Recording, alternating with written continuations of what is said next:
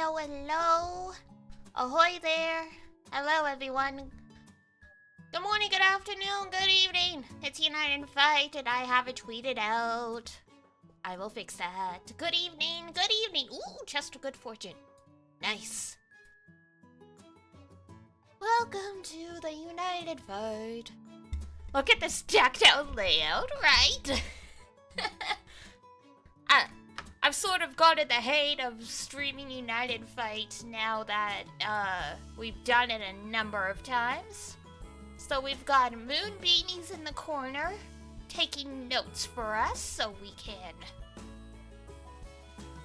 analyze the situation afterwards. We've got my characters in the upper, like my party in the upper left corner. So from the left, we have Cole, who is one of my favorites. We have Hal and Mal, who are two angel Primarchs. They're like connected to Sandalphon. Then we have Tyra, who is a girl who somehow genetically engineered dinosaurs back to life, and now they're her family. So there is just a huge ass dinosaur sprite in when she's in battle. Then we have Nier and Seox, who most people probably know from GPF Versus as well. I like those hoodie cloaks. Thank you. Those are... Will it show if I... There we go. So this is the skin you can get from this United Fight. It's a new feature they just added, where you can, if you get enough honors, I think it was 100 million, you will get the skin, and apparently it's gonna have different forms that they add every, they didn't say how often they're gonna add new ones, but when you get this outfit, it's like 1 star out of 3. So eventually it'll change as well, but yeah, the outfit's very cool. There's been memes about how, like, everyone's using this outfit right now, and I'm like, I mean, a pretty sick outfit. Like, there are a lot of skins out there that you can use in this game, but this one's pretty cool. And it works great with everything. So yeah, as we get going, I can explain more questions as they come up if needed. I know some of you play, I know some of you don't play, but you've watched me play often enough, you probably have picked up some of this. So good old United Fight, I'll get another one started and we can yap as things go. I tested it out. I can do what's called for the most part, full auto, which means I don't have to micromanage everything, but it goes a little smoother if I do. So yeah, there's Tyra and her giant friend, her giant family member blocks everyone else when she's on screen. There's like no place you can put her. She's just here. So, basically, Ko is here as the healer. Hal and Mal help with some DPS and also debuffing. And Tyra is like straight up DPS, a little bit of debuffing. And MC is also DPS.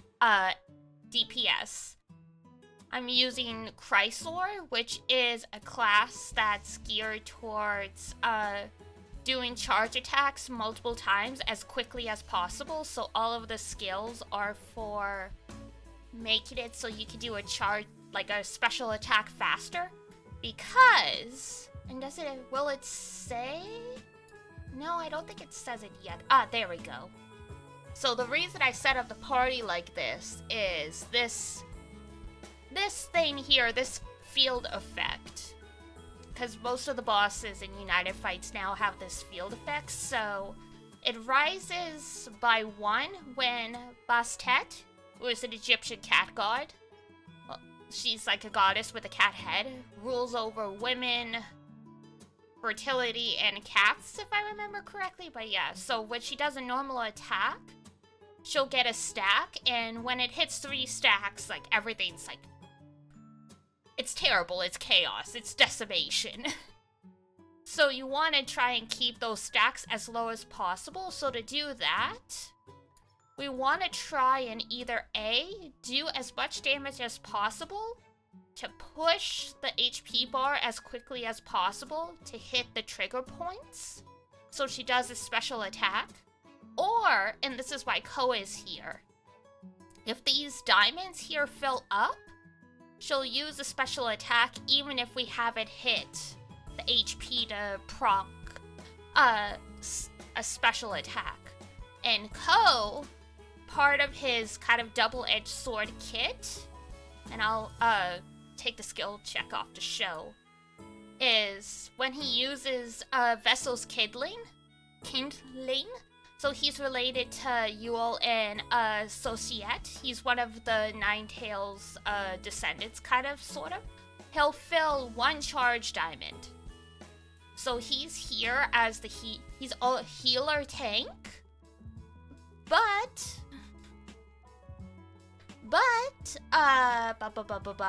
he will also fill the charge diamond and help us out with the special attacks. Hello, my streamer ma'am, I come bearing gifts. Can I send you some links? Oh, sure, 1 second. I have links turned off, so I will fix that now that I finished the explanation and I can just get full auto going. Hello, Drakon. It's going well here. I was just explaining to everyone why I've set up my party this way. Going well for me? I guess it's okay. We lost our first match yesterday, but it was one of those things, like literally I logged on at around 6:30 after I finished stream, and our opponent was already at like 40 million points. I'm like, I don't think we're gonna win this. We gave it a good shot though. We were winning for a little bit, but like they obviously overtook us. The difference was only about 100 million though, so not that bad. But yeah, I was like, oof. It's like, okay, you guys are very, very serious about this then. So we're, it's like, I'm not gonna count my chickens before they hatch. Now let's see here.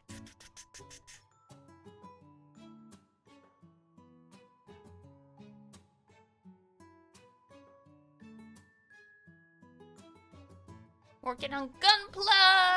Ah, yes, the Gunpla! Have you finished any since you stopped by? Every time you stop by, you're working on a Gunpla, and I know some Gunplas can take quite a bit to complete. But, like, you've gotten a few done. Very nice. Any you want to particularly represent? Because, I mean, I know there are so many Gundams, but there are some that are definitely more famous than others. I know all the Gundam Seed, like the Strike Gundam kits, have just come back out because the movie.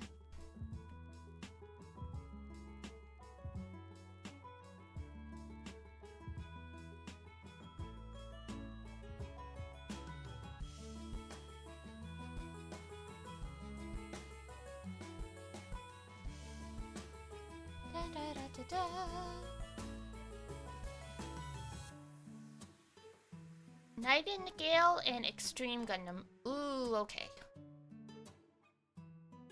Let's see what those are.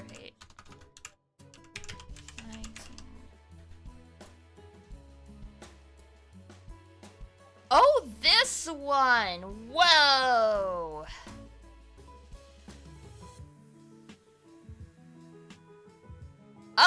Of course it's Chars.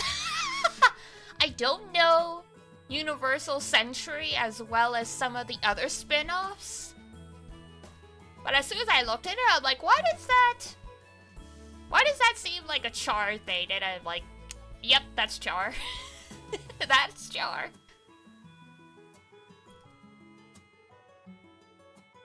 The water slide decals. Nice. Oops. I accidentally turned off a lot on my bed.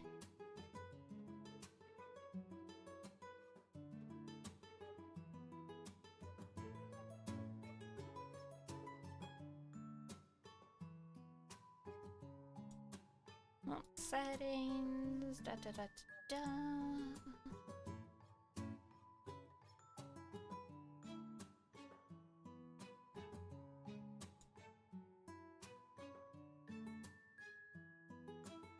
There we go.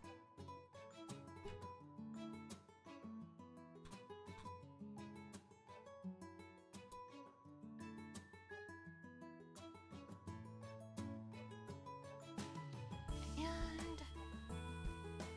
let's just throw a ring. Well, no, if I throw a link in there, of course it's gonna allow it. But yes, son, you should be able to post links in chat for now, so fire away.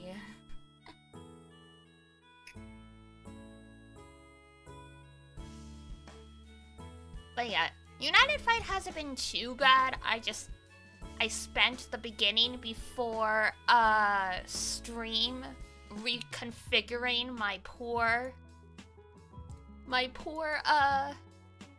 oh, what's the word I'm looking for? Did I get any celestial drops? I have, actually. I have gotten 2 of the staff, so technically I have the staff fully uncapped because I managed to get 16, 17 of the boxes of good fortune, so I got really lucky with the weapon drops, and I was like, oh, I have enough of these fragments to trade in for the staff, so the staff's done for the most part. You have to reduce, you know, the golden relics to be able to fully uncap the staff, but eventually. Only Link, feel free to change the settings back after. Okay. Let me...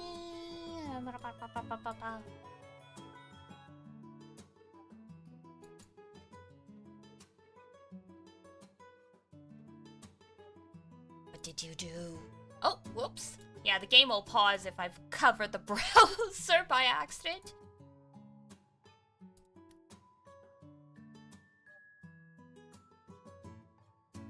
Oh my god.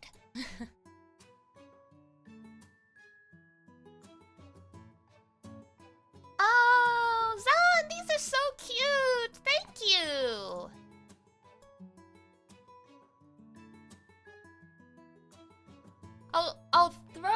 I'll throw them on the screen to share, but they're little pixel arts.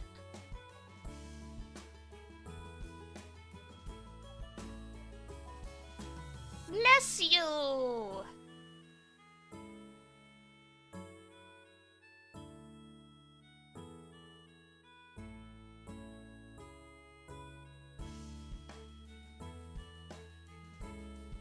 You guys are so nice. You spoiled me. You spoiled me! Do do do do do.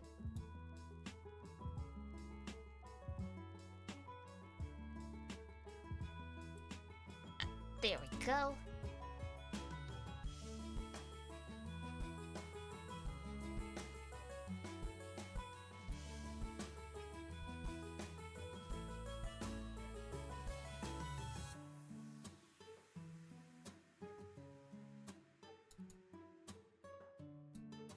Look at these guys!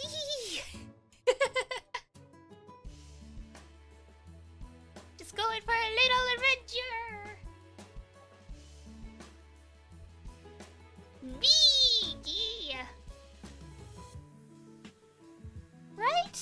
also a 3 point, like a version 3 for like my custom model that I haven't gotten the rake finished for yet.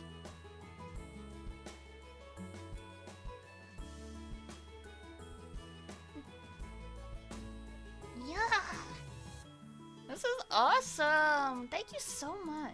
Again, I'm repeating myself. It's a good day for cat people. I saw that old Pantera managed to get 200,000 subscribers.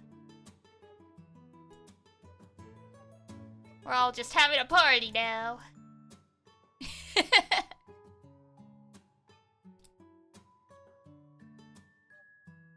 You can go here, and you can go here. These are adorable, right?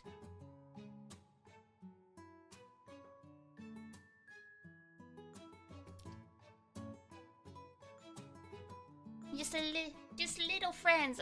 I could technically use these to make my own, like, starting and ending screens as well, just to have them walking in the corner.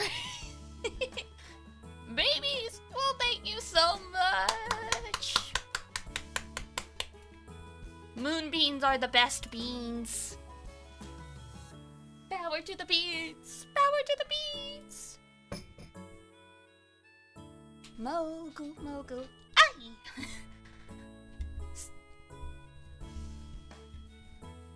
1 year Annie, worth the wait. Oh, awesome. That was very sweet. Well, thank you for the present. It doesn't matter.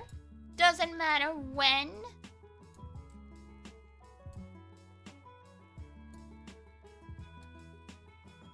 Oh, that's not what I'm trying to move. Where's my... Now I have so much stuff. I'm like, hang on. How do I move these over? Mogu, mogu. Hi. They just remind me a little bit of Okayu from Hololive JP. I've been watching her stuff recently, and her starting screen is her just walking, going mogu, mogu, mogu, mogu, mogu, mogu. Hi. So that's what that's making me think of. Mogu, mogu. Hi.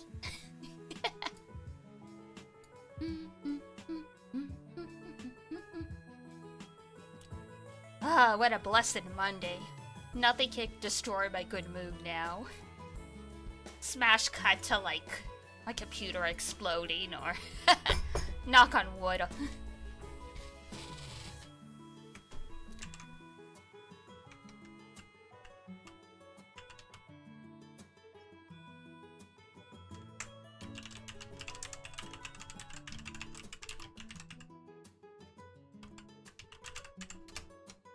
Da da da da. Ah! So yes, we've got Gundam, we got Gunpla. What else? What else? I made Spark notes, so I knew what I wanted to yap about. I've been hoarding them for a few days because I knew we were gonna be doing United Fight. And you need yaps for that. Oh, that's right. I wanted to talk about, I had made a note of quote-unquote gotcha, quote-unquote wins. So the characters that I've successfully pulled in gotcha recently. So I got, Clorind. You got Firefly! Congratulations! I got Firefly as well. It was so funny because I pulled Firefly and then my internet immediately disconnected. It's like she was saying, I'm here. Now get off the computer and wash the dishes. So I got Firefly, I got Clorind and Genshin. The banner's gonna change over in Genshin in a couple days, so check back in a few days, see if I got Sigwin. I got Yin Lin in Wuthering Waves. She's like the redhead ponytail, voiced by Ami Koshimizu. very beautiful. And in Nikkei, I got regular Alice while pulling a Bunny Alice. And then I got Bunny Alice in the end. Oh, and I had Fagor, but there's something on coffee. Uh-oh. Okay. Alice is your favorite? Yeah! I remember when I got both of them and I was like, oh, it's for the boy.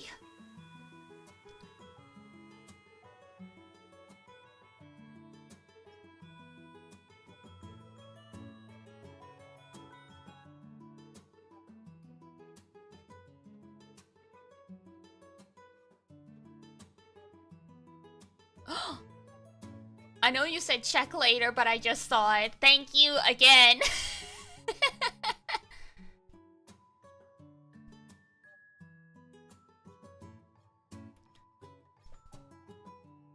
Brown dust 2? Oh, what is that? What is that?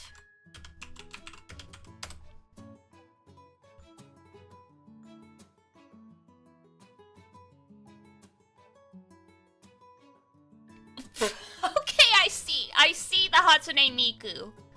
I see what you mean.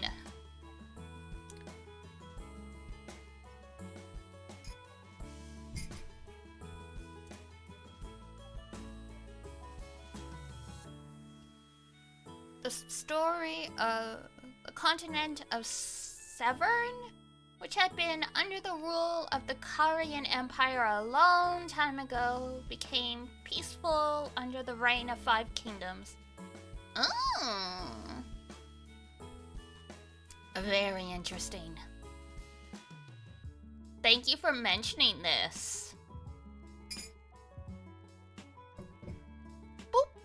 Add to the list. I like to maintain a list of games that it's like, I might not necessarily complete entirely, but I do like to oh my god, what's the word I'm looking for? I do like to keep a list of games to do as like a one-off, where it's like we've been doing a lot of continuations recently. Let's do some one-offs so like people who missed these don't feel excluded. Very nice. Yee. So, yeah, recently I've just been slowly working through my backlog of visual novels. Having Kanon and Tsukihime come out so close together has kind of reinvigorated my desire. My DD should play this game. Oh my god. I understand. I understand. Literally, I'm like, there's too much. AKA, y'all need to, like, I keep, obviously, like, being able to stream full-time is a blessing. Doesn't happen to everyone. But every time I look at all the games I want to play, I'm like, man, I need to hustle and get to be a full-time streamer, because that's the only way to have time for all of these things.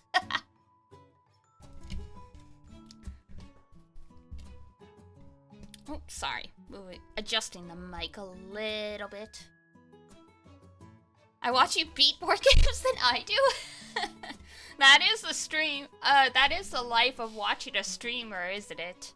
I was definitely like that before I started streaming myself.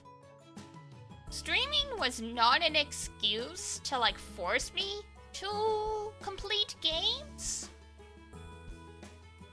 But it is definitely up there.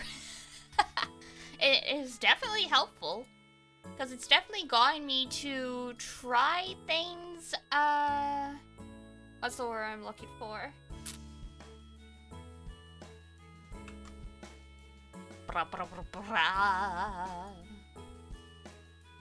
Yeah, streaming has gotten me to be interested in trying things I hadn't tried before. Oh my god, though, I've seen people. I haven't sat down and actually watched people playing the Elden Ring DLC yet, but I've already been hearing the horror stories of spending people who are really good at the game spending 3-4 hours on a boss. The same boss that a lot of people are spending 3-4 hours on, and I'm like, oh my god. FromSoft really said, you want DLC? Well, you've got DLC. You're here forever now. All the opinions are so varied. Yeah. I knew the game was not so much like being controversial, but also that like opinions were definitely varied. When I saw someone who I consider a super hardcore From Software player to the point that like they play Wuthering Waves as though it's a FromSoft game by like only having like one summon and parrying everything. And they were saying, you know what? From Software should stop making bosses that are just an angry dude in a tiny room. And I'm like, ooh. I'm like, that is true frustration when it comes from someone who really adores the property.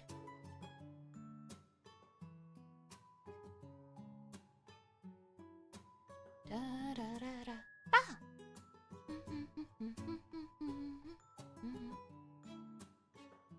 Mogu, mogu. You're quite bad, but I never felt Elden Ring was particularly difficult. Ah, okay, fair enough. Yeah. We all know my tales with Elden Ring. I've never tried a From Software game. I do love watching people play them, and I do have interest in trying it eventually. But I'm definitely not one of the people that have been like chomping at the bit waiting for like the Elden Ring DLC.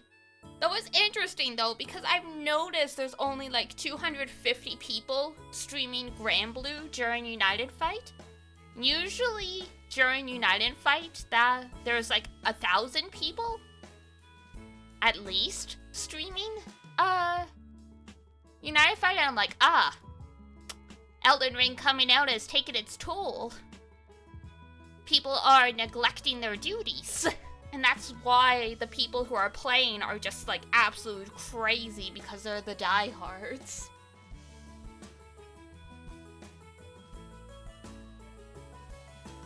Yeah, and I heard some people say the beginner/easy mode was the fact that there was magic, so you could essentially attack from a greater distance away, and that would give you more reaction time, which makes sense.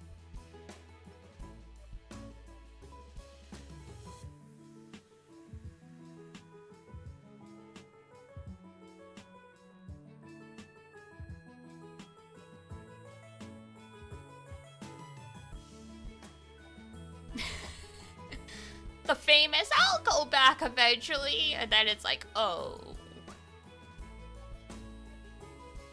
It's like, whoops.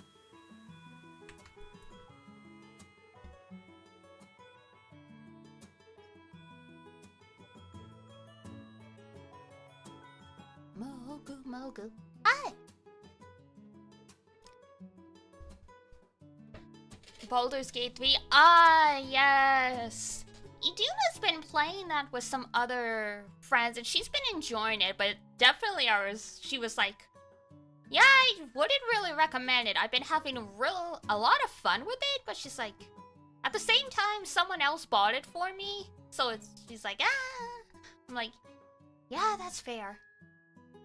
It's one of those games where it's like, you could definitely enjoy it on its own, but it's so rooted in D&D culture that it's like, if that's not your cup of tea, you're gonna miss a little bit. Dragon Age was sort of like that too, to me. Like, I could never quite get into Dragon Age, even though everyone I knew loved it. I'm like, I don't know if I'm just too much of a weeb, but I just can't do it. I just can't do it for some reason.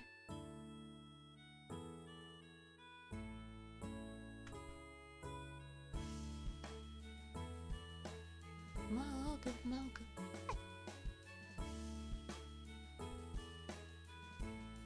like the high fantasy type stuff a lot, but I played it alone since it's hard to play at other people's pace. Yes. In Iduna's case, I think she and her friend, I don't know if they've set like a regular day a week or like they try and play it every week together, but like it's definitely like the, oh, we're gonna hop on call in Discord and instead of watching a movie or something, we're gonna play Baldur's Gate. Sounds like regular D&D. You're not wrong.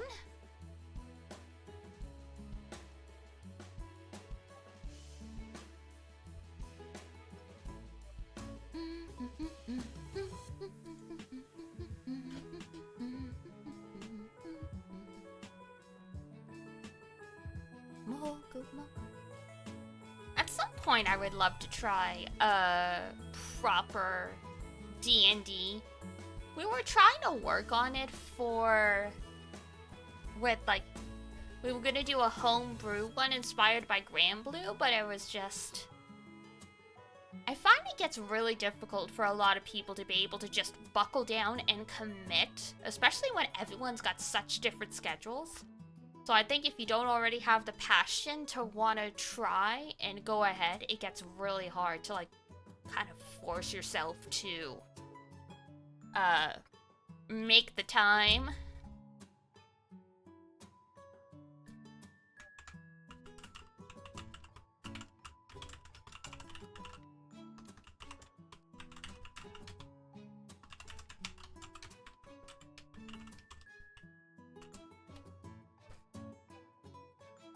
Don't think it's for you. Maybe if I was with a group of people I knew all very well. Yeah. No, I get that.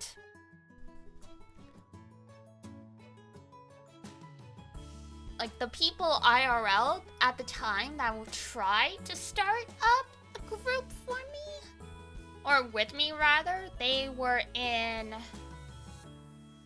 basically a town that was like an hour's drive away. And, like, they were extremely adamant about not doing the session over, like, Discord or anything like that. So it was, like, every week, like, you were gonna have to be there. And it was, like, Iduna doesn't drive. I don't drive. Only Iduna's partner drives. This isn't gonna work, buddy.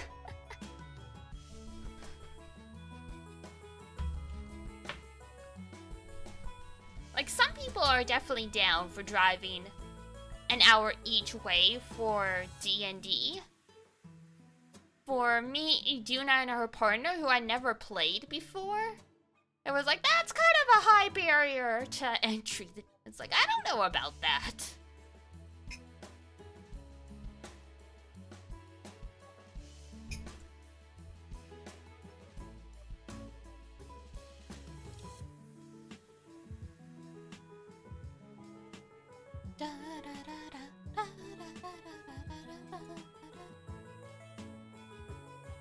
Oh, I did pause it. All of a sudden, I was like, oh, I'm like, did I remember to stop what I was watching before I started stream?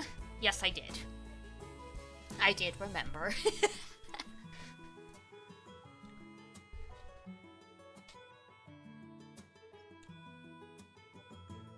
I was watching an Ace Attorney Investigations playthrough, because I'm already caught up on Raora's streams. I love Raora. I like that she's teaching her Chattinis Italian. I'm now obsessed with Bo, which is like, you know, the Italian I don't give a fuck kind of thing. And I'm like, oh, Bo.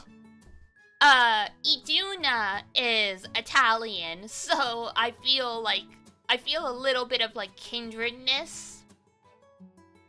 Because some of the mannerisms are very similar to Iduna's. So today, Raora was talking about how for breakfast she had castella cake and a cappuccino. And I said it to Iduna, I'm like, this is the most Italian thing I've ever heard, that it has to sound like a stereotype. She's like, honestly, even as an Italian, I don't think I could have cooked up a better scenario if I tried. And she talks about being a hand docker. I'm like, ah, yes. Me. All European households have, like, that hand docking thing. Romantic language cultures, anyway.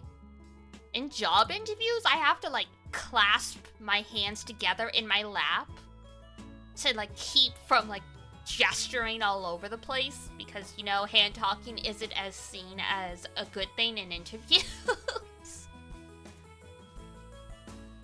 So it's like, ah, yes, I understand.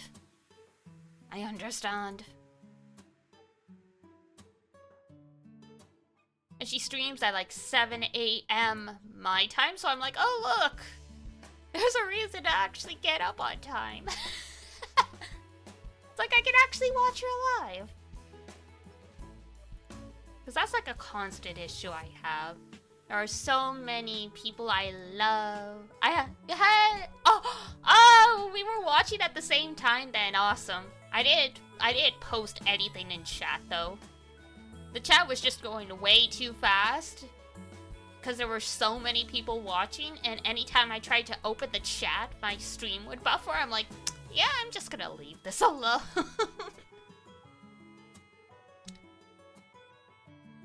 I think I sent like one message at some point when she was asking everyone what time it was where they were, and I was like, yeah, it's morning here. YouTube chat is super weird like you. Oh, okay, at least it's not just me then. At least it's not just me. I appreciate that. Cause yeah, God. For a long time, I wasn't sure, like, before I got my gaming PC, I just had a laptop, and I was like, I can't tell if it's my laptop just being garbage, or it's YouTube being garbage, and why I can't, like, watch streams live because of constant buffering. Just turn it off? Yeah, same. The only time I ever have the chat open is if I'm watching a Japanese streamer, because usually then I'm watching it for listening practice. So if that's the case, I usually don't have anything else open, and having the chat open is beneficial because they'll give me context clues if I don't know what they're talking about. And some people will post translations, like a summary of what the streamer just said in the chat. So in those cases, it's useful to have it, but other times it's like, nah. Especially since most streamers have it so chat shows up on their screen anyway. I'm like, I could just read chat on the screen.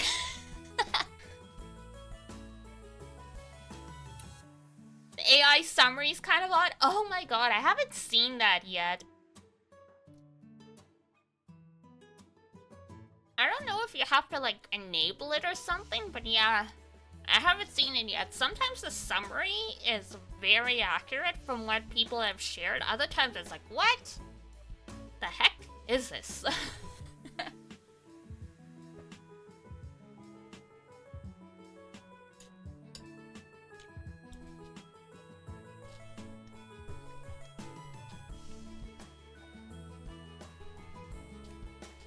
Yeah, good old YouTubers. Good old YouTubes. You can never win with some of these platforms.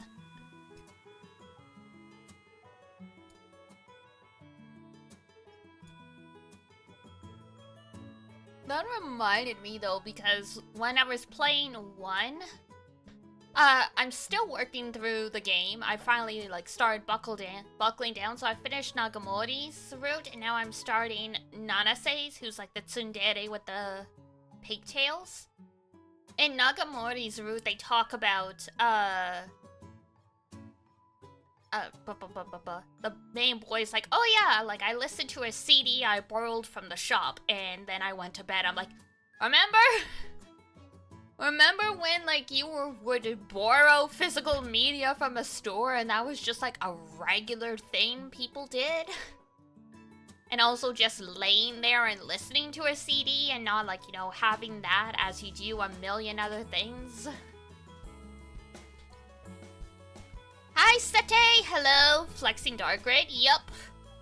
Dark and Light are usually my mains, so far not bad. I definitely could have a stronger grid performance if I had more stuff transcended. But it is what it is. I'm kind of in that weird transition stage where I have a lot of pieces for the next step up.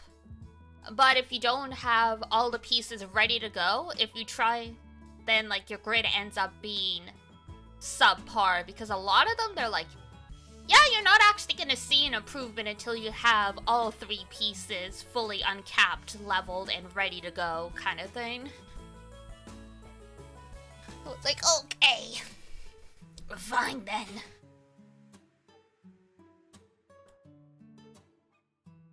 Used to have a Walkman, oh my god. I think I had one of those when I was very little. Obviously, probably not like one of the actual expensive ones. I think it was like a Barbie branded one. So obviously like a very, very cheap one of those toys that they give kids to help them feel like they're an adult kind of thing. Your MP3 player everywhere. Oh, you're shooting us geriatrics in the knee.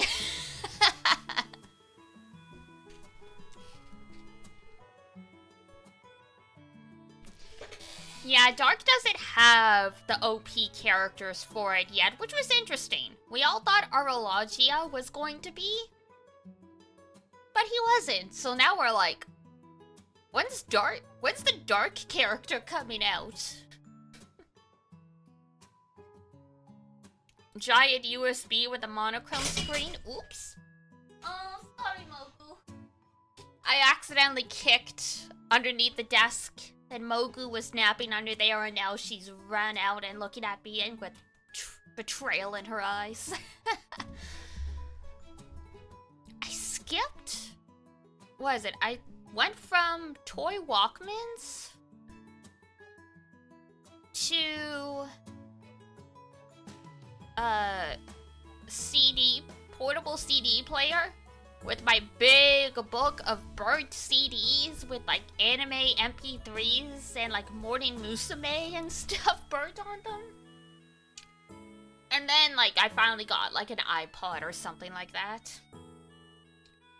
I skipped that weird non-iPod like MP3 player stage. Think yours still works? A lot of old tech is actually really robust.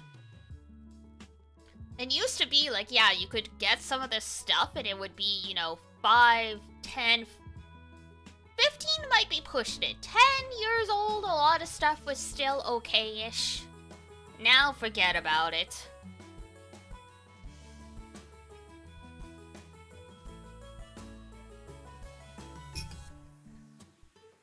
God, I can't remember what they were called, but there was a version of an MP3 player where literally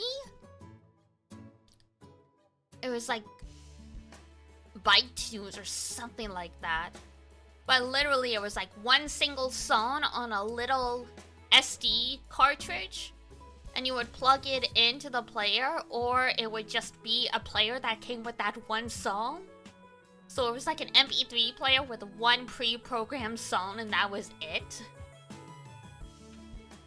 I vaguely remember those existed. Ooh, just a good fortune. Nice. But yeah, I never had those. I vaguely remember they existed, though.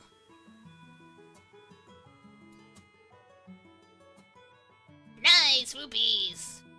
Your nest still works? Beautiful. Yeah, old Nintendo stuff would last forever.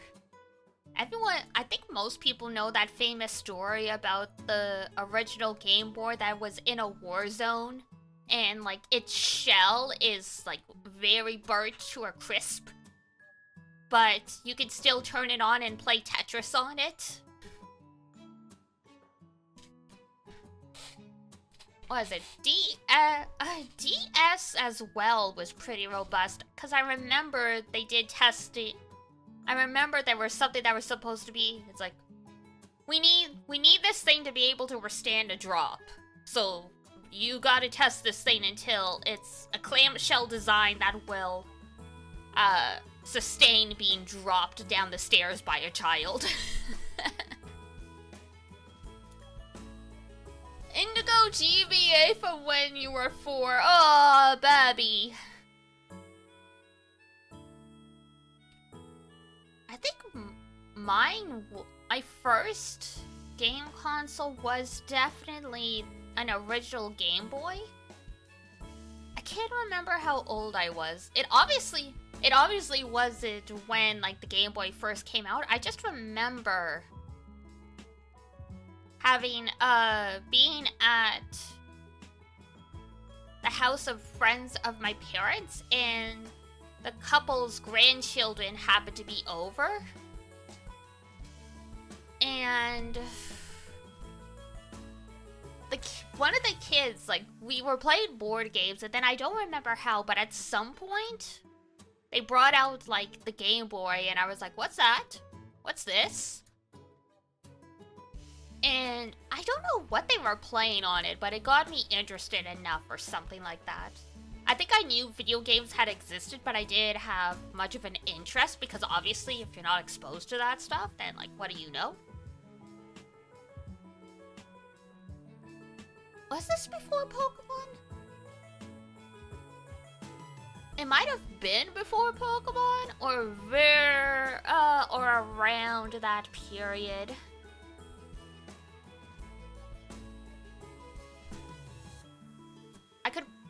I could pin down at least like roughly when the games were coming out, because I remember asking my parents for the Game Boy, and my parents did end up getting me one, but it was through the classifieds.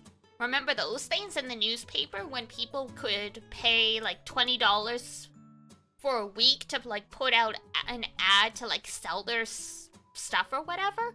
And so there was a kid selling his original Game Boy so he could have the money / permission to buy the Game Boy Color. So it was an original Game Boy that I got, but like, you know, it was right around the time. I don't know if it was right at the release of the Game Boy Color, but like the Game Boy Color was out then, so.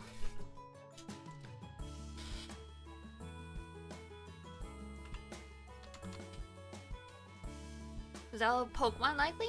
I don't think it was Pokemon they were playing. I have no idea. This was obviously like so long ago. And I think I was like 6, 7, somewhere around that age. So like pretty young. Like I remember some parts of the memory super clear, but other things are like, I don't know. Very small. Oh yeah, I was very small.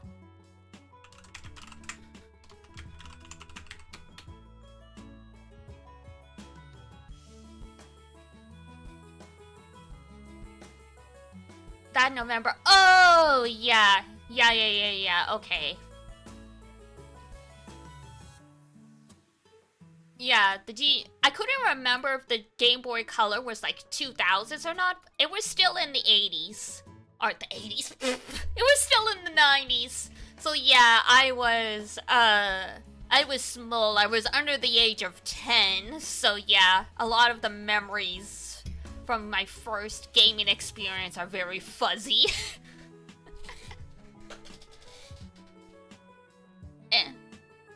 They're compatible? Yep, they are indeed compatible.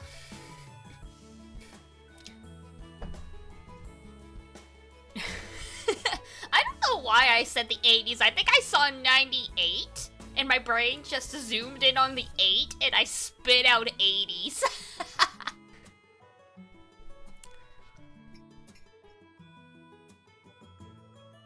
So yeah, not sure when exactly all of this transaction stuff happened, because, you know, I was buying an older console long after it had come out, but yeah, I was somewhere around there. It's 98, yeah, I looked it up on Wiki. It's released in Japan on October 21st, 1998, and to international markets that November.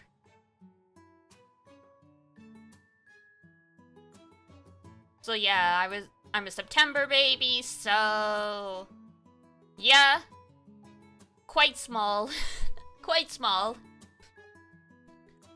Old enough to remember some things pretty clearly, but also like, pfft. And this is why I made that joke before, that it's like I'm old enough. It's like I'm not like elder millennial, but I am definitely in the middle of the pack millennial and old enough to remember a good chunk of the 90s with a decent amount of clarity, so. Hi, Freed, hello! Welcome in. I think this is your first time witnessing one of my United Fight grinds, so have fun. Mostly it just becomes a Zatsudan. It's just me yapping with you guys while this game runs in the background. You're right at the transition of Millennial and Zoomer. Yeah, the last year of quote-unquote millennial really varies.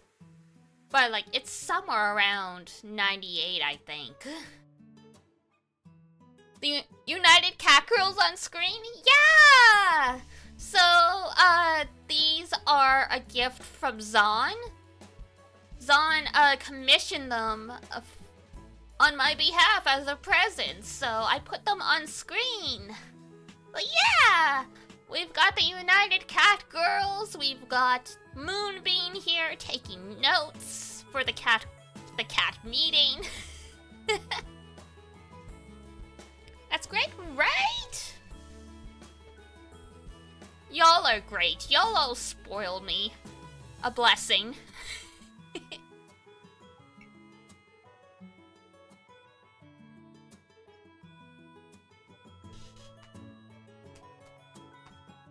And then I've got a real-life cat right here with me. Hello, pet. Yeah? What? Do you want to talk to chat? No? Okay.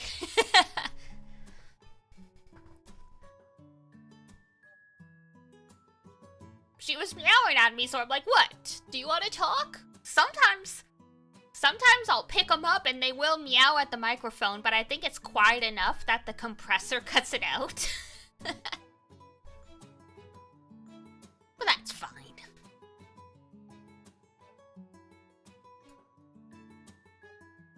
I think once one of them was actually loud enough. You're the smalls. So yeah, we've just got full auto going as we're yapping, because that's what United Fight is all about. So for anyone who's joined in since we started about an hour ago and they don't know what this GRANBLUE is, this is GRANBLUE Fantasy. It is a browser gacha game. So in Japan there is an app for it, but you can just play it in a browser. So I'm just screen sharing my Google Chrome. You have Geeky on a dinosaur? I do! That's Tyra!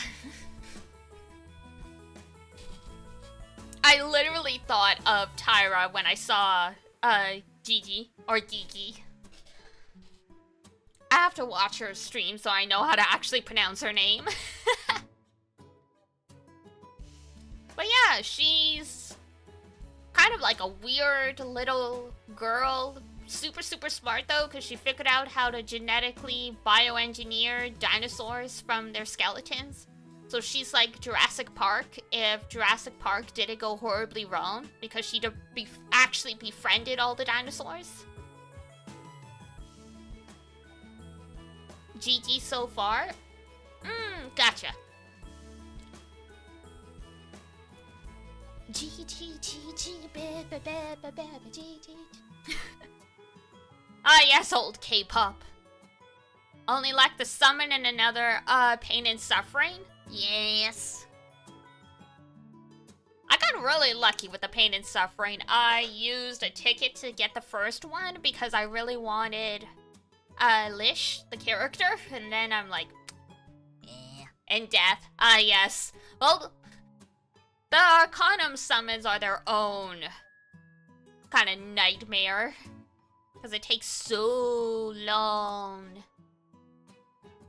It takes so long to get them. I finally have all of the Evokers and Eternals, but yeah. It's gonna take a long time to get them all uncapped and stuff. I just finished uncapping Seox.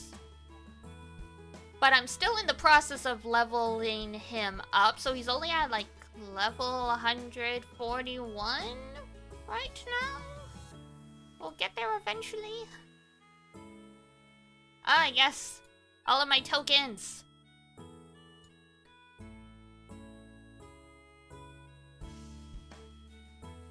Draw box 35. Whew.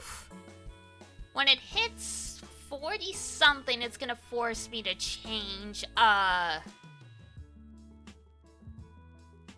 the special item in the box, if I remember right. Because I think non-weapons can only be pulled up until box 46 or something.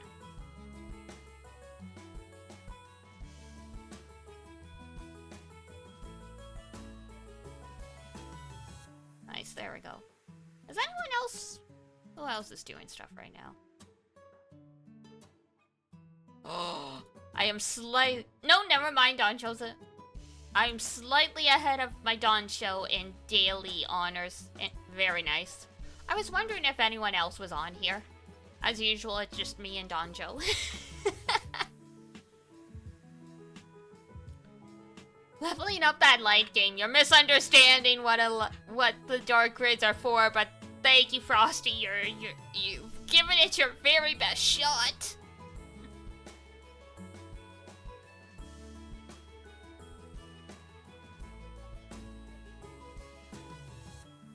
She's a little confused, but the spirit is there.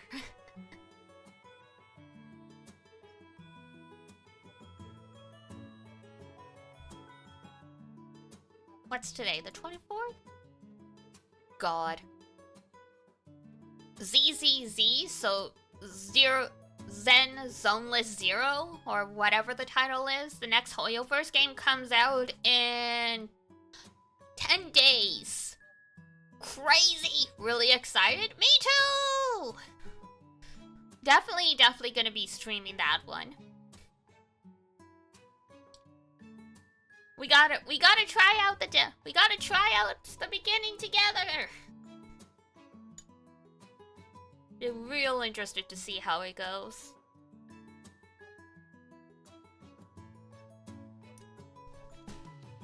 It's very slick though. They've already started doing pre-launch stuff where if you play the web event, you get stuff to use in the game right away.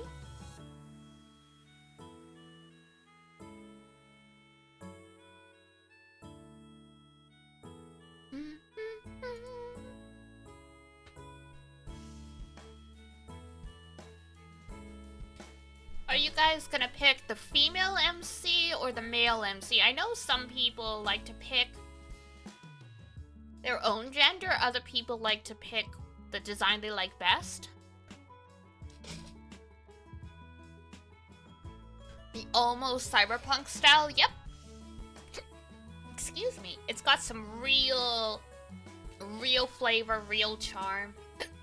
Oh, excuse me, I got hiccups, one sec.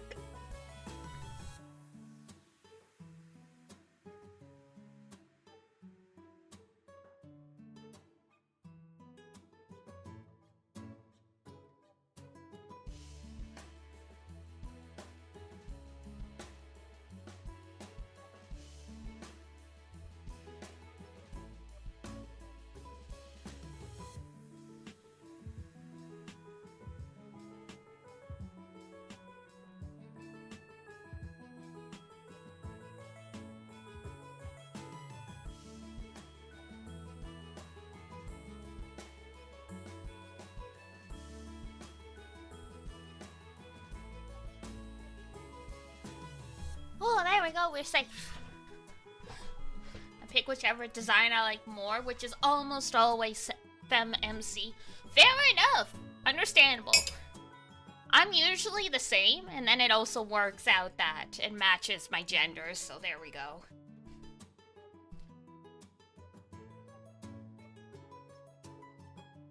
They're both super cute in ZZZ. So it was the one moment I was kind of like, I'm not sure. I'm not sure.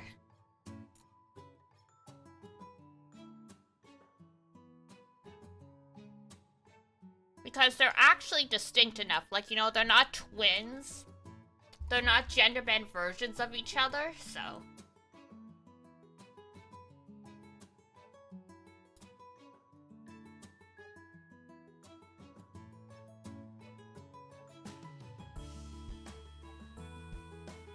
So it's real nice. Real snazzy.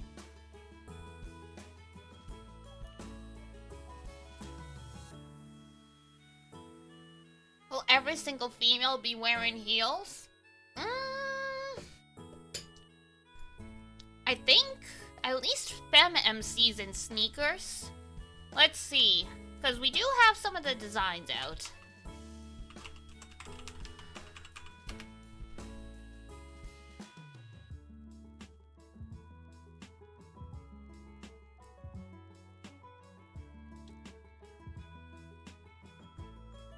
Nope, there's a girl in the splash art that is wearing sneakers slash boots.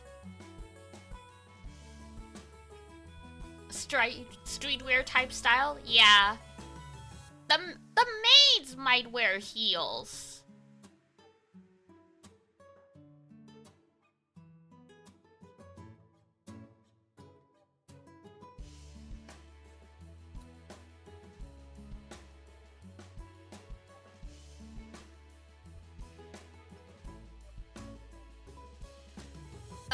That's another girl wearing flat shoes. So far we've got 2.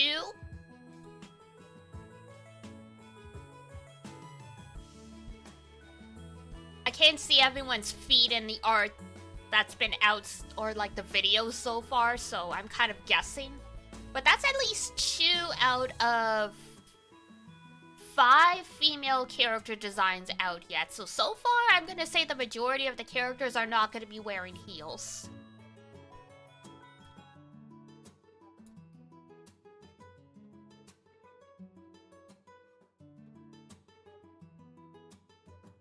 Weren't allowed to make women wear anything else for some reason. It's called sex appeal.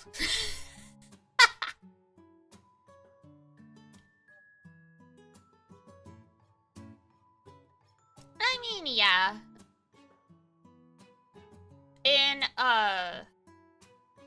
You do get like a little bit of variety in designs with shoes, but yeah, even the boots tend to have at least a wedge. But everyone here is wearing sneakers or some kind of boot, and the soles are flat. So. ZZZ feels pretty distinct in comparison. Yeah, if we were to use their whole imaginary tree thing, I think ZZZ's way farther on the imaginary tree, because Honkai, Star Rail, Honkai 3rd Impact, and Genshin, they're all, their lore's all somewhat intertwined. Not like extremely intertwined, but that's why they all supposed to look kind of similar. ZZZ feels like they're starting a new branch on that tree. Anything else on 2 games? Well, in Honkai 3rd Impact, I think most of them wear heels as well, even though they're wearing, like, you know, plug suits.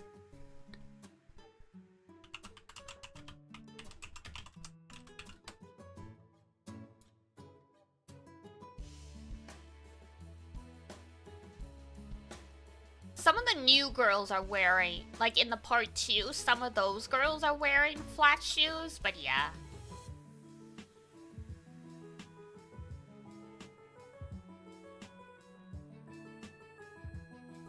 Impact 3rd designs are really good. They do have good designs. Like, I can't fault you there.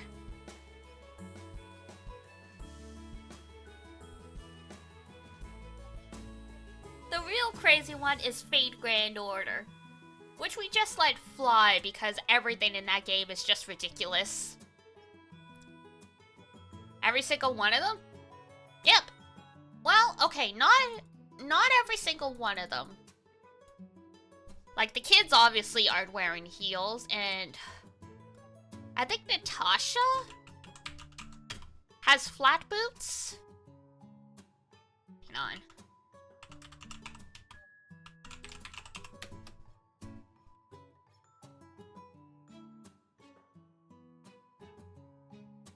Okay, no, Natasha even has a little kitten heel. I was like, does the doctor have flat feet?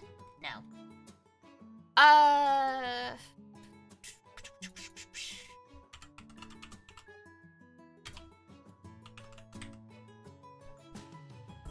Need Klee in heels? Maybe one day. Maybe one day, if Albedo lets her out of the house.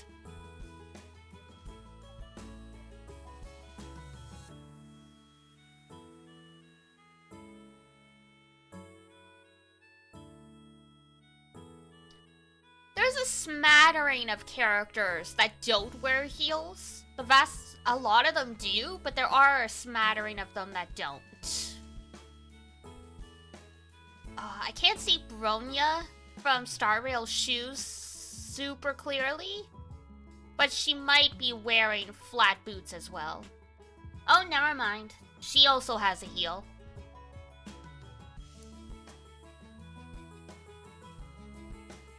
Cause, I'm trying to...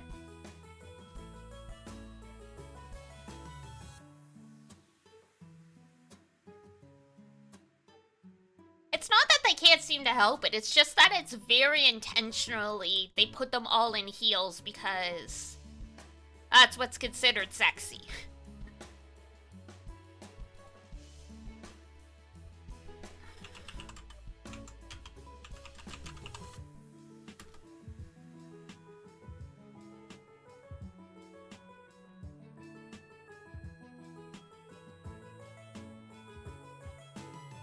Can't see Farina's boots super well, but she has a very low heel as well. I mean, Nahida doesn't wear shoes at all. And I mean, like, yeah, she's technically a child, but still, she's in the child body.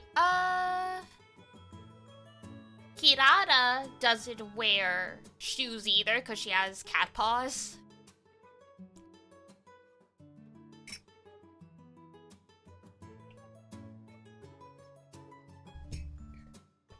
Part of the design language, I think it works, yeah. And also, we're getting into the sexism territory of Asian culture at this point. So I'm putting a big disclaimer with rainbows and quotation marks. But at the time, like, the Me Too movement was happening in the West. There was a similar one happening in Japan. Because women in the office aren't actually allowed to wear shoes that aren't high heels. Why? I don't know, but literally they are not allowed to wear comfortable shoes. They have to wear high heels. So I think all the women being in high heels, except the kids as well, might also be tied into that patriarchal sexism as well. Where they're just like, well, women are always wearing high heels, so they must just like wearing high heels, and they must be, like, functional and comfortable. Must be torture? Oh, it is. I can't wear high heels. I have, small feet. Like, oh my god. I can't remember what it is in centimeters, but I think it's 20, I think my shoe size, if it was in centimeters, was 28 centimeters. Like, my feet are smaller than, like, a grade schooler's ruler. And I don't have a high arch. Like, I'm a little bit flat foot. So, flats, like ballet shoes, don't stay on my feet. High heels, unless I have a way to, like, secure them around my ankle, don't stay on my feet either. So, I can walk in high heels, but I get blisters. I get literally, like, they tear up the back of my ankle, so I get blood. Like, the back of my ankles are pretty gross from how often they've been scarred and healed over since I was, like, a teenager, so...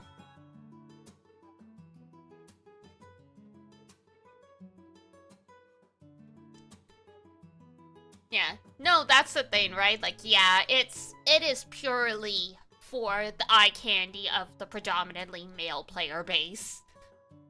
That is tragically what it is at the end. ZZZ seems to be what ends up happening when they design characters with the setting in mind, rather than just what would appeal to players. Between heels and bras, women have it rough. God, don't get me started on bras. Some people really have it rough. I have magical transformation magic, so I can make myself small if I want to be, so I don't have to worry about those as much. But yeah, it's just torture. And I mean, part of the problem with those is a lot of women don't wear, quote-unquote, the appropriate size because the big box stores only sell, like, the most popular sizes, so you're kind of forced to just go with what's closest unless, like, you're getting them custom from, like, a specialty store. So yeah, I just ran into all kinds of problems, and finally I was like, you know what? Forget about it. Sports bras are good enough. Especially when we were at home all the time from, like, lockdown. I was like, no, I'm never wearing these again unless you hold a gun to my head. Hi Luna! How's it going? How's Unite and Fight if you're playing?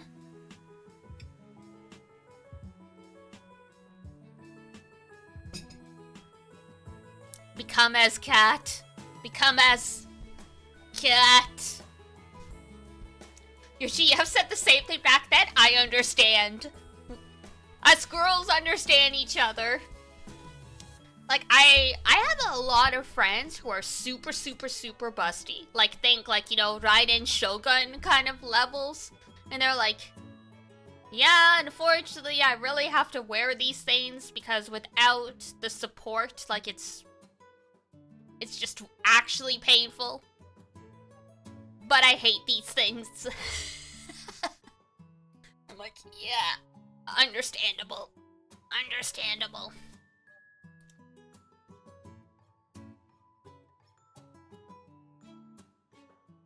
A lot of that women's clothing stuff is weird that way. Like, I remembered once I was wearing a really long dress, but I had forgotten to change out of my pajama shorts before I put those on, and I'm like, okay, whatever, this is fine. And then I'm walking around and I'm like, is this what it's like to wear boxers?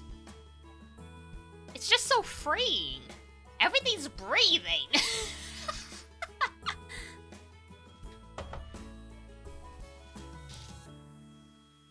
But she hates it so much. My full sympathy to your GF, yeah.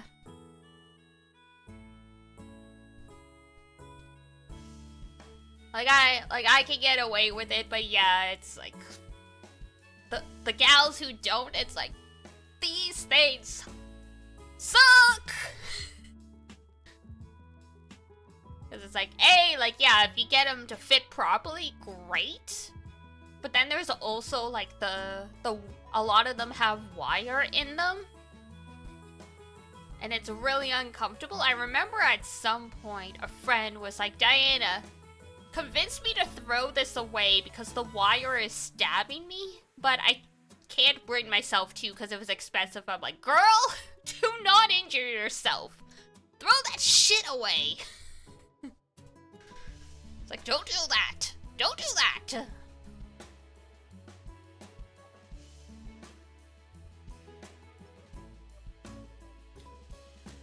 Oh, look up the reduction.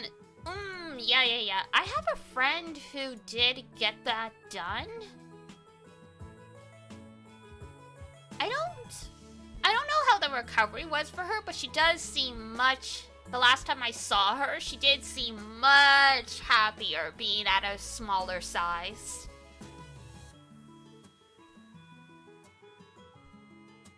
Because, I mean, as they often give in the examples, it's like when they are of a certain size, they do, in fact, add an extra 5+ pounds to your frame. So there are quite a lot of people that get really bad back pain from having too many assets. Oh, that's nice. Yeah, I think here in Canada, it would probably end up being something similar. Cause, like, there's, what's the word I'm looking for? In a lot of cases, if it's, like, cosmetic stuff, you have to pay for it. But if it's health-related, most of it gets covered by socialized medicine. So I think in the case of my friend, it was well documented that she had a ton of back pain, and she was very physically active and working on losing weight and stuff. So it's like, yeah, it's not the fact that she's overweight, it's other problems. Long-term back pain? Yeah, no. That's truly the downside of it all.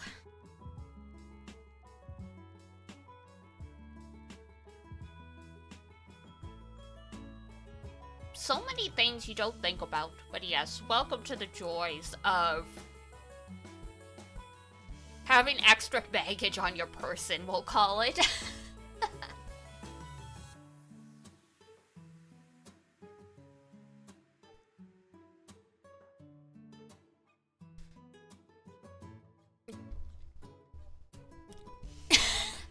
Yeah. Yep. Well, that's the thing, right? Where you lose fat is not... You don't get to pick. I'm just amused at the different amount of ways you've managed to call it. I am a very creative individual. But yeah, when you're losing weight, you don't always get to lose it from, the area you want. I have a coworker who she wanted to lose weight, and then she's like, it all came out of my butt. I'm like, well, yeah. You can target specific areas with exercise as best you can, but you don't really get to pick where your body's gonna burn the fat off.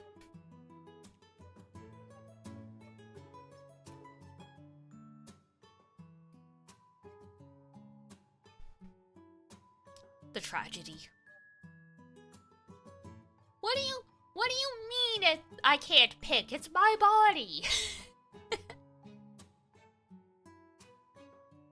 But yeah, health problems, doctors always like, maybe you can lose weight. It's like, or maybe not.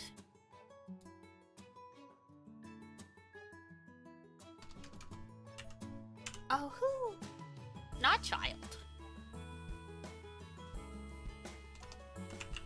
I'm still trying to find Hoyo characters that don't have heals, because now you've got me on the hunt. Now I'm curious. We gotta figure out the tally. Even Hu Tao has like a kitten heal. What?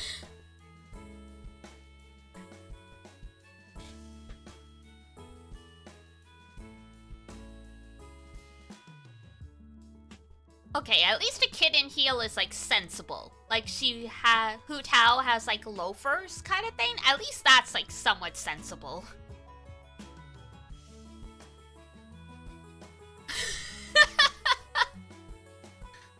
Oh, I mean, I wasn't gonna say it that, I wasn't gonna mention a lot of women get, doctors try and talk women out of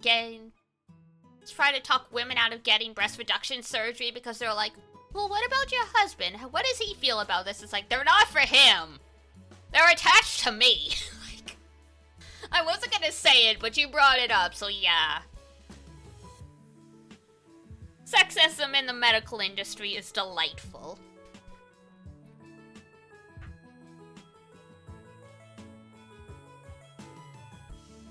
Hasn't happened to you yet, but that would... Yeah. I think it happens more likely when, you know, you're actually married, but yeah, it does indeed happen to some people where it's like, well, you know, what's your husband's opinion? Because yeah, women have like apparently a lot of trouble trying to get sterilized compared to like men. So like some of the reason why it's usually men is because the procedure is A, easier, and also B, women just have to fight tooth and nail for it. Like even when like they have like a medical reason to, like, there is a history of like ovarian cancer in my family. I want these out of me. They're like, well, what about your baby? Do you have babies yet? Do you want us to like freeze stuff? It's like, no, just get rid of them.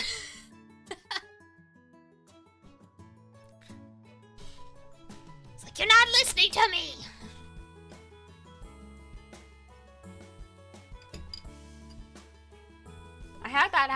I had something similar happen with my parents where I was like, I really don't want kids. And they were like, well, are you sure you could change your mind? I mean, I felt the same way you did when I was, your age, blah, blah, blah, blah, blah.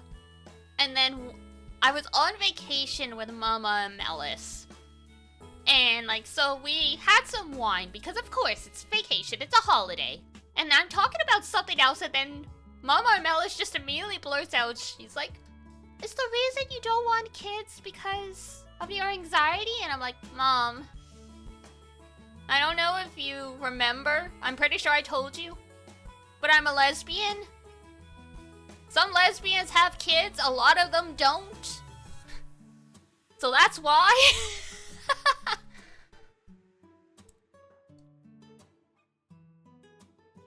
That's cute in a way, yeah.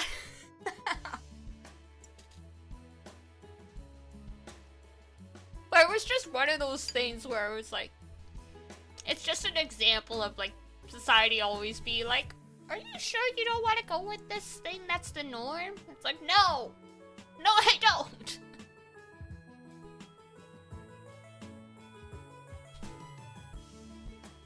It's like, I'm 100% sure, thank you.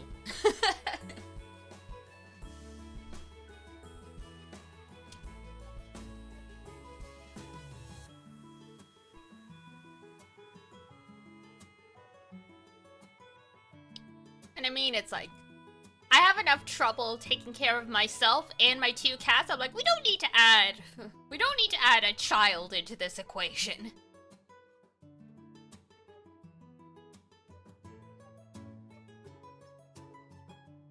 Oh, there we go. I'm like, what am I looking for again?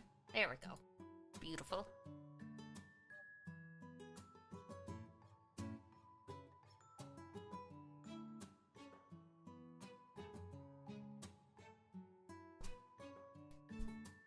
That just reminded me of a manga that I read called Sasaki and Miyano.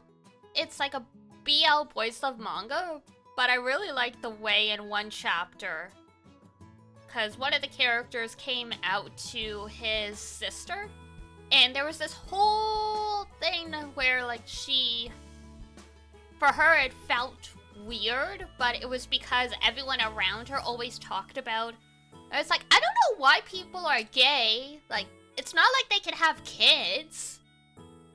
And it's like, wow. Having children is just so ingrained into society that, like, these people are framing it as, it's like, why be queer? You can't have children that way.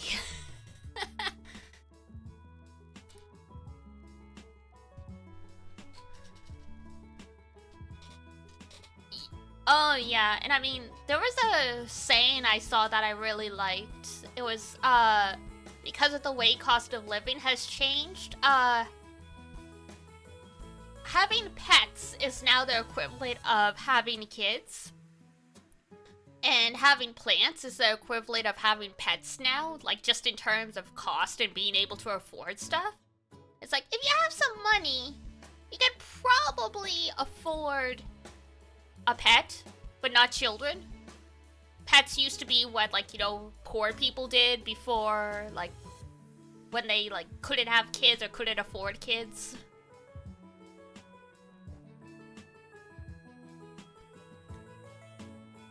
Dracon.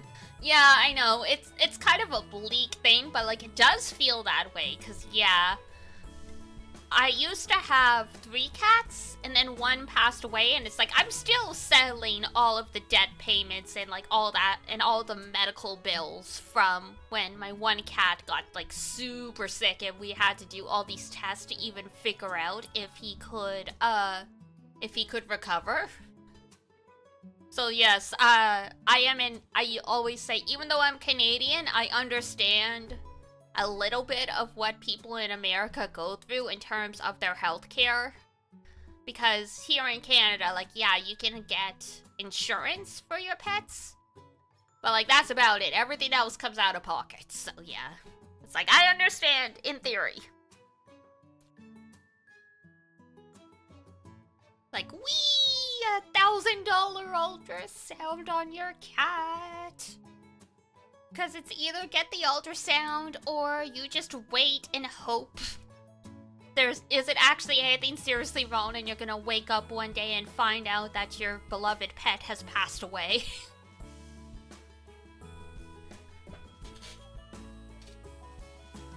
The other 2 are so far in good health, though. It's not all doom and gloom. They are old ladies now. They're about 9 years old. But they're just here. I've got 1 sleeping to the left of me. I've got 1 sleeping to the right of me.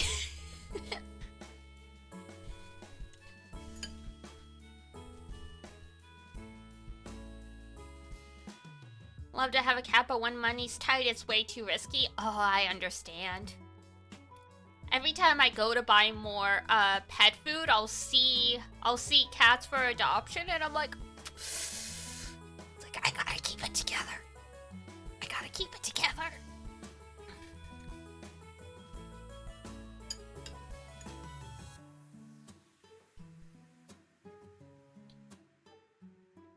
Especially when it's a black cat, because those poor guys rarely get adopted. So I've only ever had black cats because I'm like, I need to rescue the babies.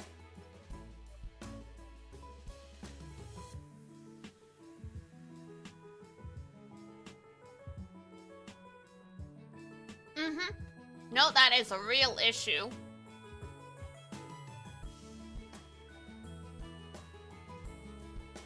One of my cats like to chew on cables, and oh, the amount of replacements I had to buy, like, for power bars for the MacBook I had to have for school because of the program I was in. It was terrible.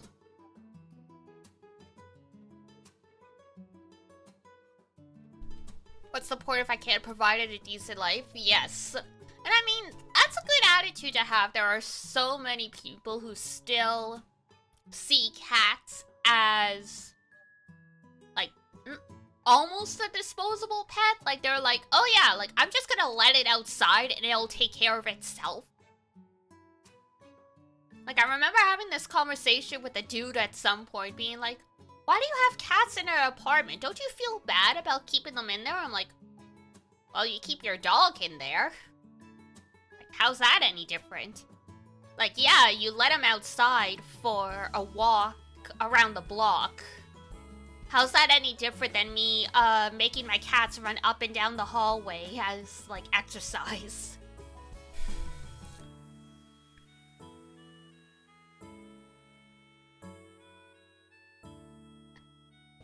And I thought if a cat would worry you. I mean, it depends on the cat as well. That's the thing, right? Like, for me, if I don't want my cats to get at something, I just have to put it high up. Because my 2 cats aren't climbers. Like, they can climb, obviously, but they prefer to be, like, a little closer to the ground. I'd say, like, you know, about no higher than, like, the height of a person for the most part. Like, you know, I've never found them, like, all the way at the top of, like, the bookshelf or something like that. Versus other people's cats that are, like, yeah, like, they are up at the top of the cupboard or they're on the top of the fridge. So that changes, what you gotta do in terms of cat proofing. And I mean, I used to keep a whole bunch of stuff in another room. And then, Lancelot, my 3rd cat who unfortunately passed away, he was a big boy, very smart. He learned how to open doors. Because I don't have the round doorknobs. It's just like, you know, the knobs that have, like, the little lever. Like, think, like, you know, Jurassic Park with the raptors. So, yeah. So he learned how to open doors, and I'm like, I can't use the spare room as like a plant nursery anymore. Because he could just let himself in there. So all of a sudden I had to like run and move all the plants outside to the balcony so he wouldn't eat them because most plants are toxic to cats. Hi, Ranger. Yeah, it's Pixel Diana. Zon commissioned these as a present. So clap, clap, clap for Zon. Why do cats eat plants? They're just curious mostly. Like, they don't need... Like, they are obligate carnivores, so it's not like they're eating the plant for nutrition.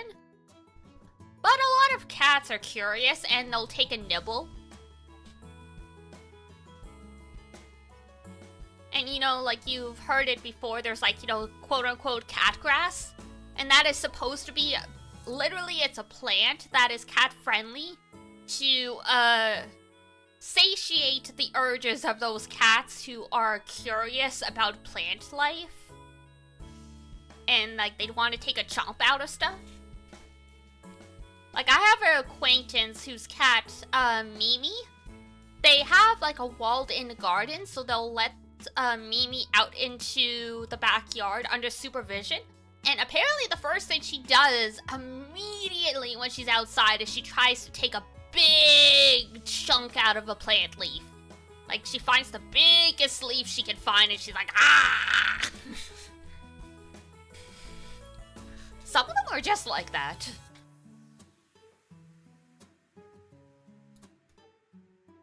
Like, my cats, don't have an interest in plants, but that's the thing, right? Like, suddenly your cat starts climbing on stuff, and then it's like, well, shit, I didn't prepare the contingency plan for this. So it's like, you gotta be prepared to adapt. Because it's like, what? Cats perpetually have the intelligence of a toddler. Which makes sense. So yeah, it's like you gotta deal with the toddler that knows how to climb and shit. So yeah, the same way humans have to put child locks and everything, you gotta take similar considerations.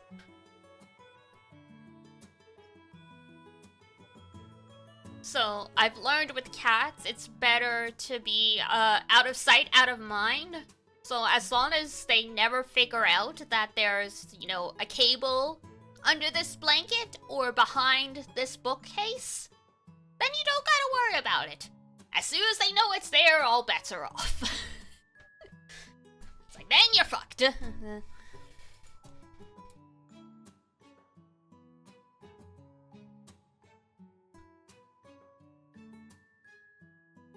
Oh, you got your GF little goody two-shoes. I'm glad. I'm glad she's been enjoying it.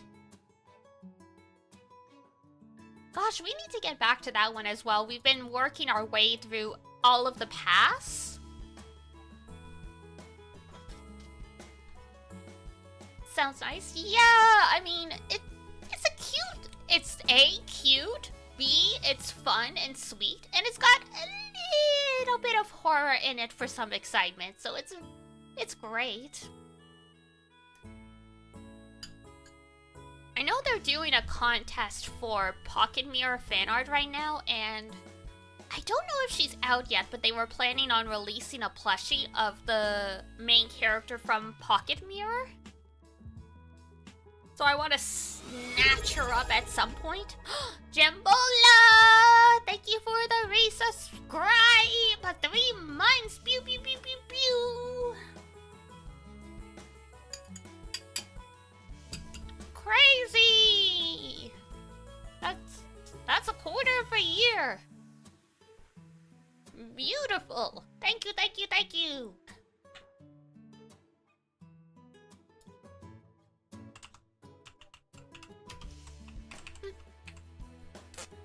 I totally... Excuse me, I misspelled pocket mirror. Pocket mirror? No, pocket mirror.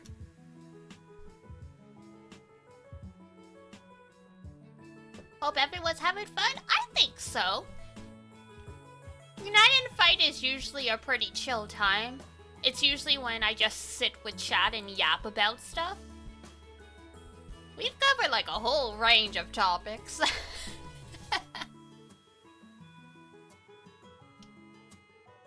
You're suffering, oh no. Well, everyone's having fun except Luna, apparently. Everyone send your energy to Luna. And they're suffering. Not like that. Not like that.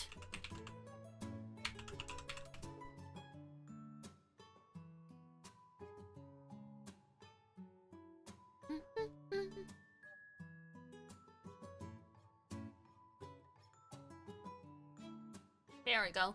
I wanted to look up the publisher for Little Goody Two Shoes and Pocket Mirror to see if they have been teasing anything new.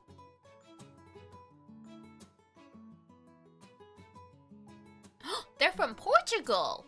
Nice! That's cool. Good for them.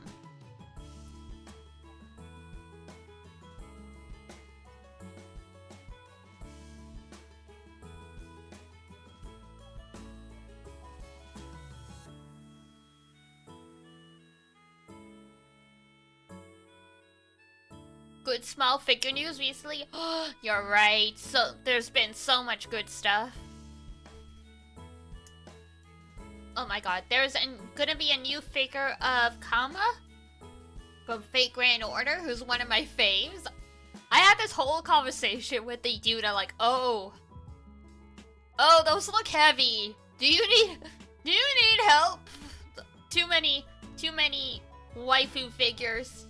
But oh man, they are beautiful. I also saw,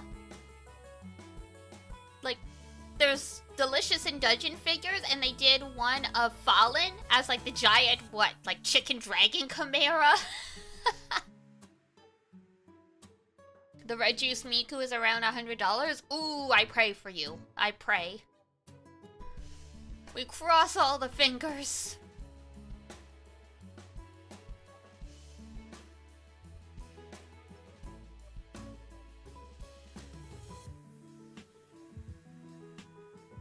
It's so hard to tell nowadays because obviously the cost of materials for like plastic and like figures and stuff is going up all the time. So of course figures are getting more and more expensive.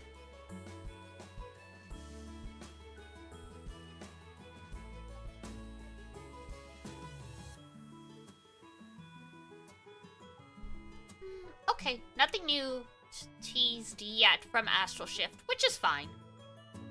They just released a game last year, but I was curious to see if they had teased anything in the pipe.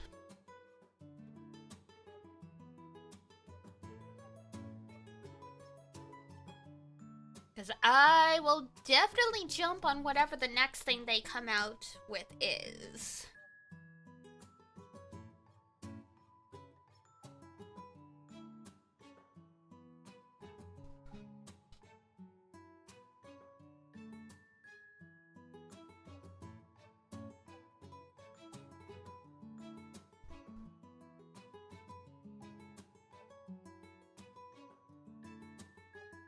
Ever played Marching Forest? No, I haven't. Hang on, I will.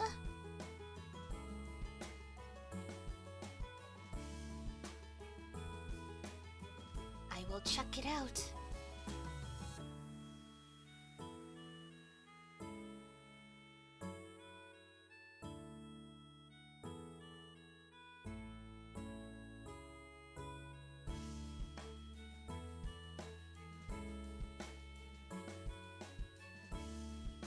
Marching Forest, Marching Forest. Or I guess it's probably Marching Forest. I'm not good with German. Oh! This looks cute! It's a surreal twist on the alchemist in training. Uh-oh! Ah, here we go!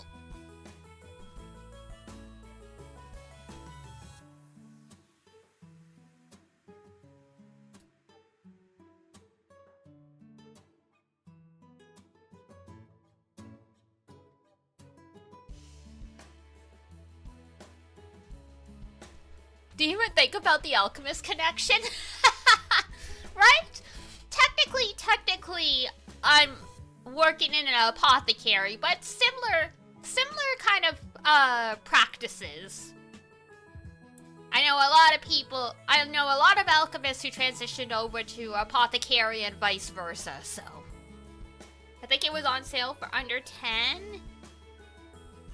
Gotcha, yeah, right now it's full price for 50, but eh.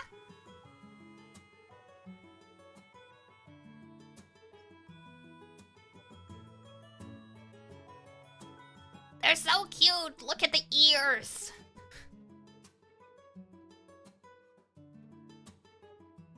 Who filmed my private life and turned it into a game without my permission? Alright. Gonna throw that on my list so I don't forget about it. Thank you for the recommendation, Jambola. Good spotting. That is definitely up my alley.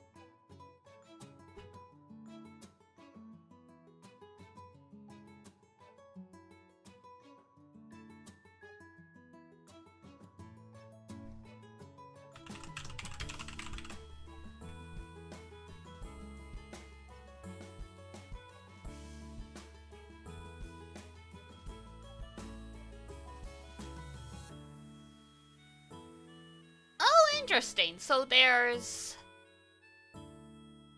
Oh, there we go. So the original version of it is the $10 one. And then I guess they did like a remastered upscaled version, which is like the $50 one. Makes sense. I was sort of like, wait, why are there two versions of the same game and one is much more expensive than the other? Now I understand. So the legacy version is like the $10 one.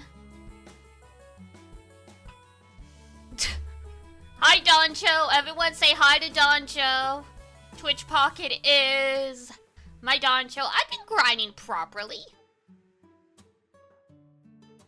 I'm pace for you, buddy. You can see. I have more honors than you, buddy. What are you talking about? At least the daily honors.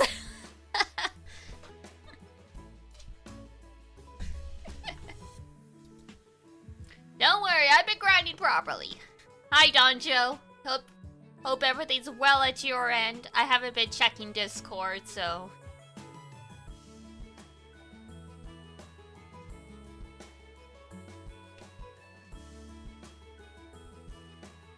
But yes, the grind's not too bad. On full auto, it's like about 15 turns, so could be better, could be worse.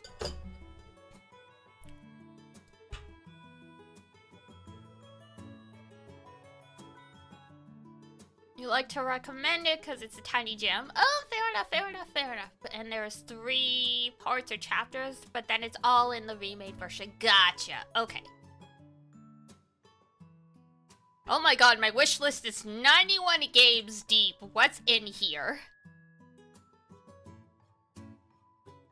Since it was— oh! Hey, I mean, if you're able to grab something when it's on sale at a good price and it ended up being, like, a steal? Why not?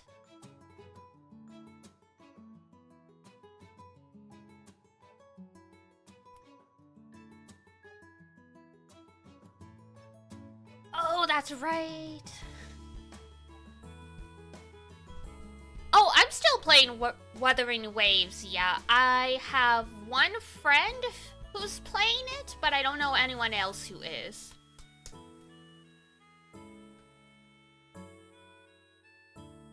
But yeah, I'm still playing. I'm still playing.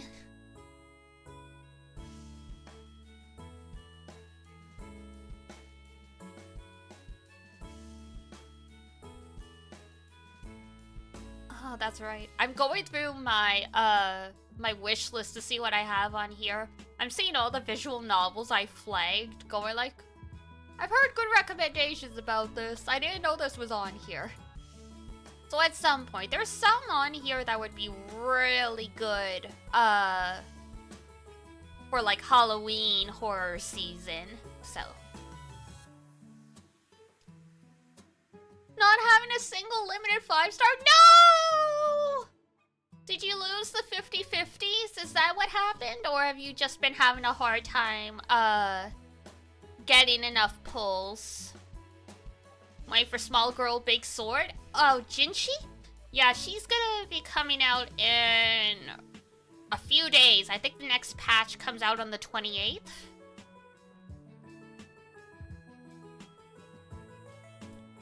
Heart Pity and Lost 50/50 and— oh! No.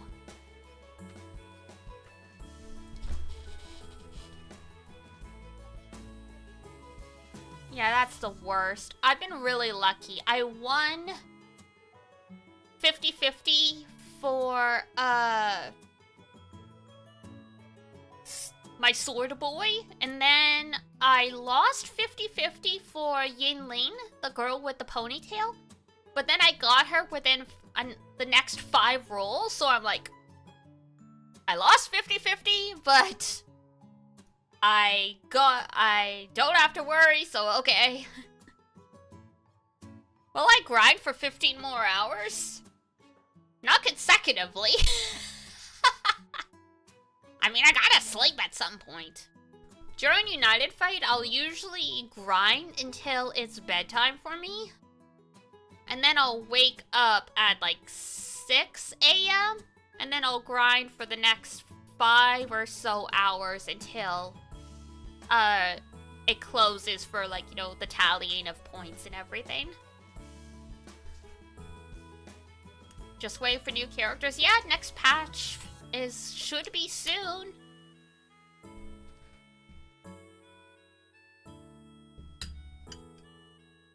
Get all the girls.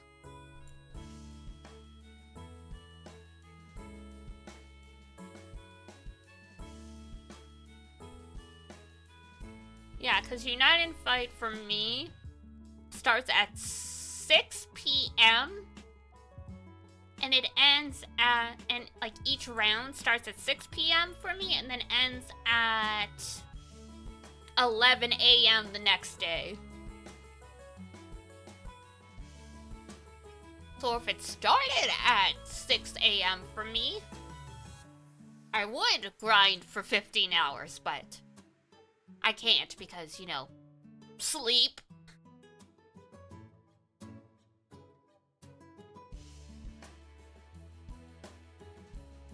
So I have to do like 6 hours, then sleep for 6 hours, and then I can do like, you know, 5 more hours.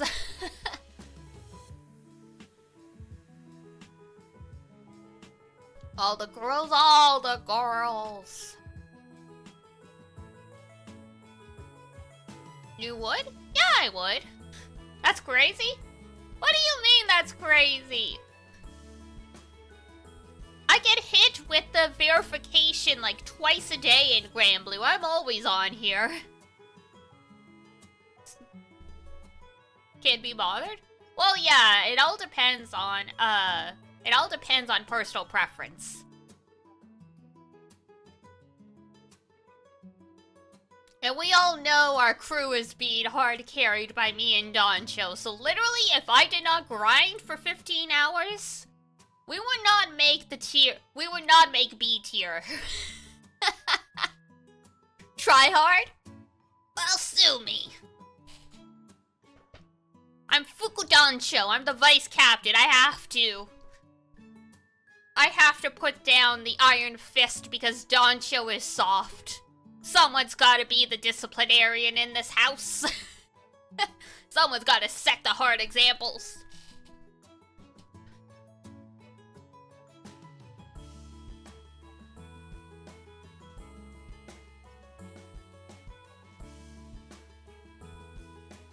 Oh, Meowjiro, that's right. There's a game I have on my wish list that you play as a cat running a convenience store.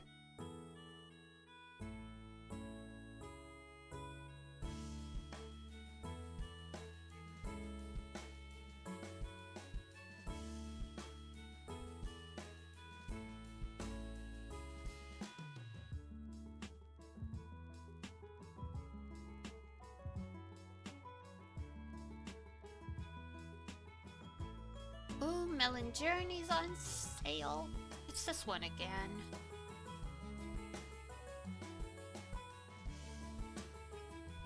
Melon Journey is a story exploration game about you getting caught up in the outlandish happenings of a small town where melons are illegal. It's only $5 right now.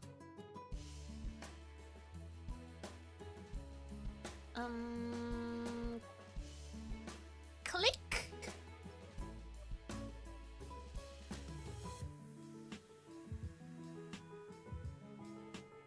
Time for you to sleep. Okay, have a good sleep, Freed. Thank you for stopping by and chatting. It was fun. See you around. Bye-bye-bye. Oh my god, it's already 9 p.m. Time flies when you're yapping with moonbeams.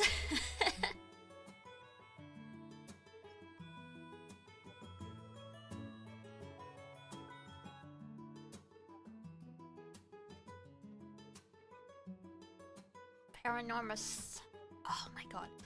There's so many interesting stuff in here that I'm like, I need to play this at some point. Oh my god, Oxenfree! That takes me back. You activated crew buff? Okay!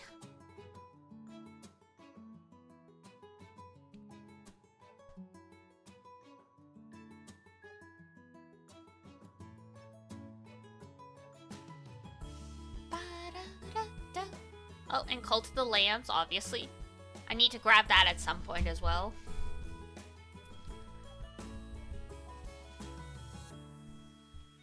Oh, that's right. There's 3 Yomawari games.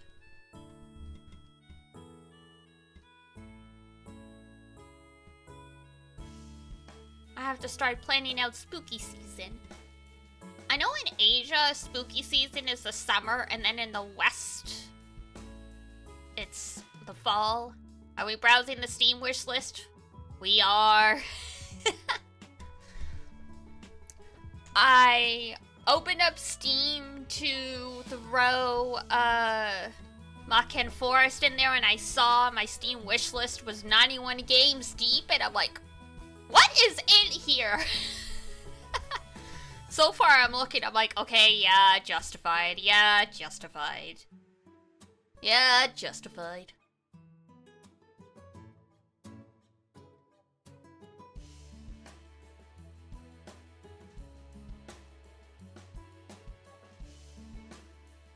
I've only like removed a couple where I was like, yeah, I don't think I'm ever gonna I don't think I'm ever gonna actually go for this. I might at some point.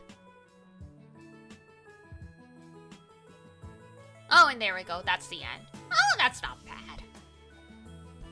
Mostly unreleased indies? That's fair. Well, because it's like I have Octopath Traveler, Near Replicant, Fatal Frame, Stardew Valley, Coffee Talk. I have like all of the Atelier games in here. Most of the Final Fantasies. So it's like, yeah, it's all stuff that I like flag so I would remember that I want to play it / stream it at some point. And a lot of visual novels. A lot of visual novels. FF banished to the Switch? Unfortunately. Maybe the saves in the newer ones are nice enough, but God.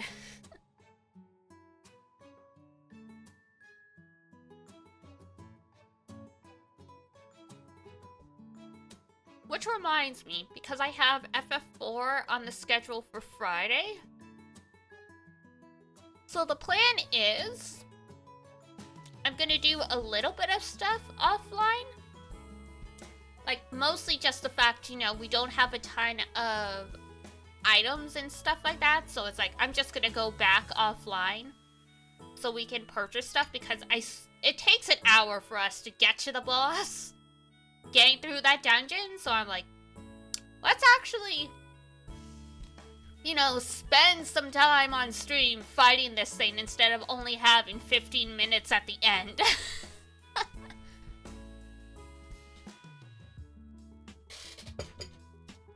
Frankly, my dear, I don't give a damn. Oh my god.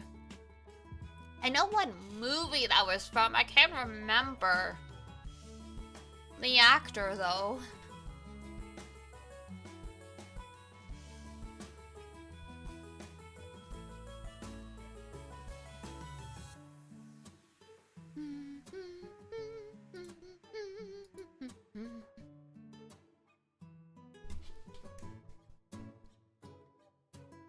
Ooh, stretch, stretch, stretch, stretch.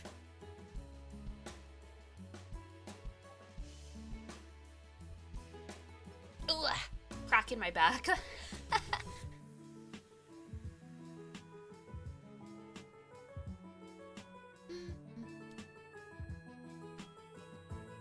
Been a little better about exercising more lately on my own, but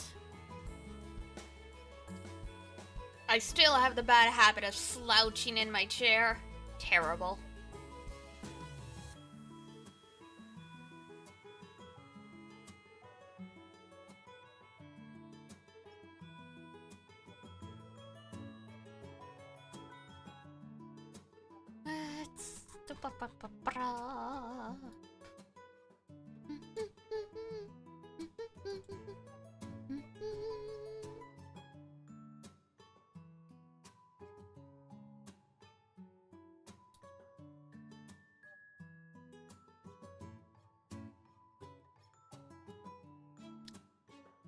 One year in the making list? Oh my god.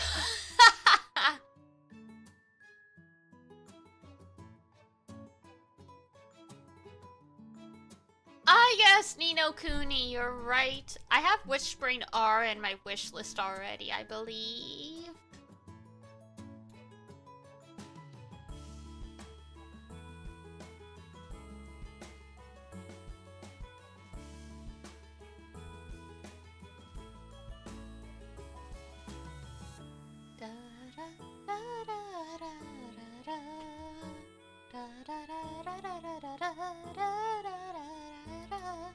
Talking about Digimon just put Butterfly in my head, so I started humming it. Stay, stay, da da da da da da da da. Pasademo, dear Tarasa, all my love. Top games I've played. The bottom is have not, but looked DD Core. Okay. Sounds like a plan that I shall investigate. Thank you for recommendations.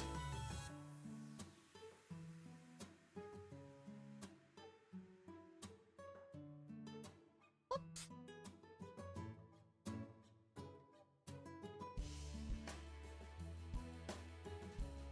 Okay, yeah, it was Cyber Sleuth. The Digimon Cyber Sleuth I had just grabbed recently. I was like, I saw the Digimon and I'm like, did I just grab that today? No, different Digimon.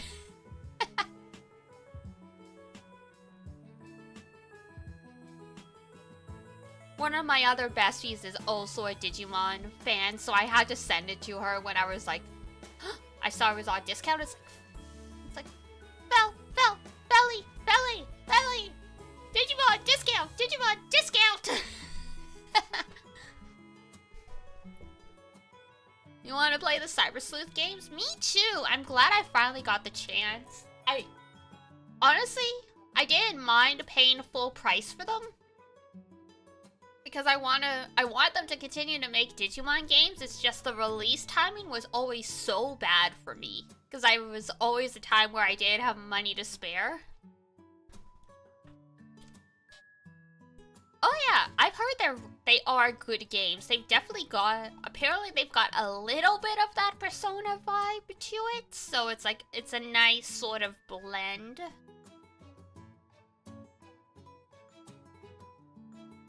Oh yeah, that's sad. That's hard.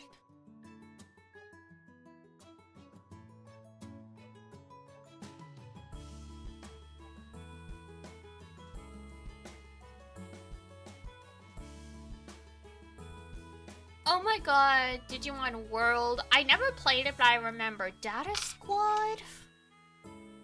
They made an anime based on Data Squad, didn't they? I might be totally misremembering. I think there was one that had a similar title.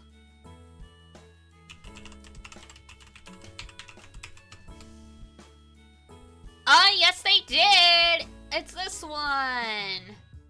Yeah, I remember this one. Oh, okay, I gotcha. Yeah, Digimon Data Squad was the first Digimon I watched in Japanese first. Because a lot of the voice actors in it, I was a fan of.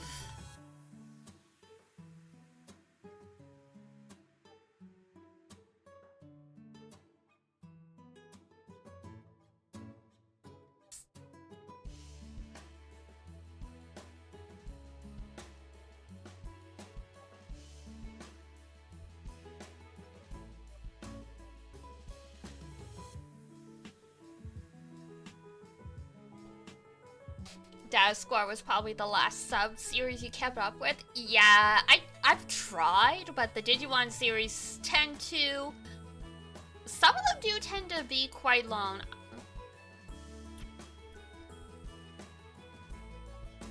It's so funny to see the dub names still. Like, who's Marcus? Who the heck's Marcus? Who's that nerd? Not Masaru, for sure. Like Adventures and Tamers a lot? Adventures! Like Blood. There's all of the Adventure Try movies out now. At some point, I need to give those a go again. I watched the first two Digimon Try movies. Tamers was pretty good too. I like Tamers took it in an interesting direction where, like, in hindsight, I like what they did with Tamers. As a kid, I was mad that they made a show where the first two seasons were just a TV show within a show. I'm like, how dare you?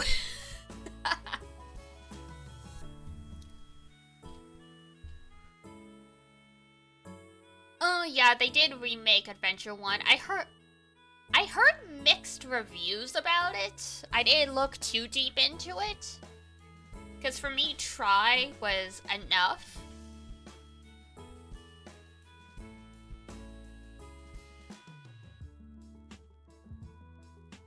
Because for me, if I'm gonna watch Adventure 1, I just want to watch the original stuff. That's just me.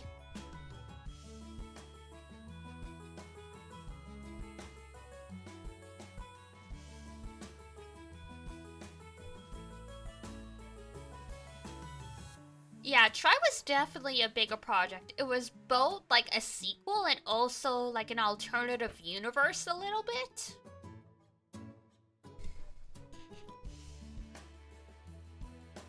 So it felt more interesting. It felt like they tried to do some more stuff with it, especially since they added new characters through the movies.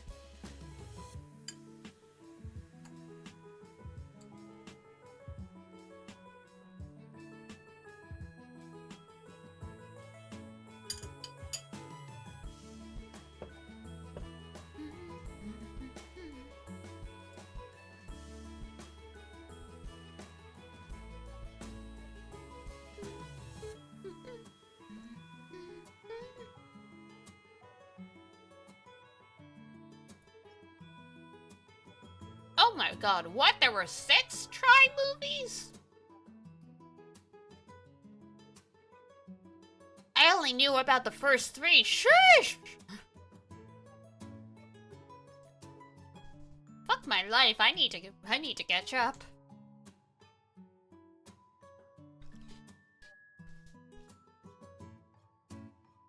No, the art for the movies is amazing.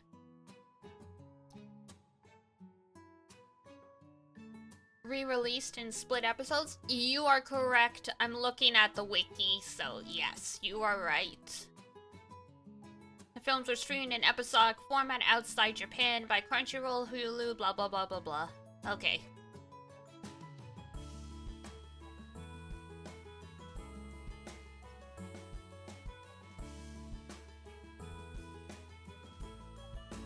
I was scrolling through the summaries and it starts with, while Joe stays home to study for his exams. Oh, Joe. This poor guy, literally, in all of Adventure 2, he was studying, and I mean, he was trying to be a doctor. I get it.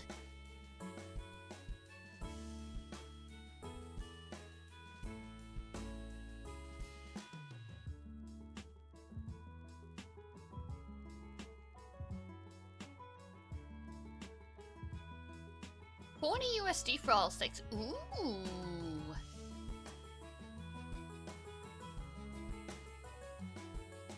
Oh my god, that's right. I forgot it. Try. They got Yoshimasa Hosoya to voice Yamato. That's Belial's voice actor, by the way. Damn, you got me.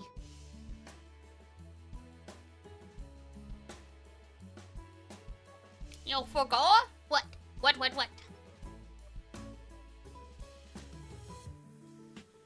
Troy Baker? Ah, that explains it! That explains it! It's Yuri Lowell! Now I understand why I liked that voice so much. It's the voice of my husbando.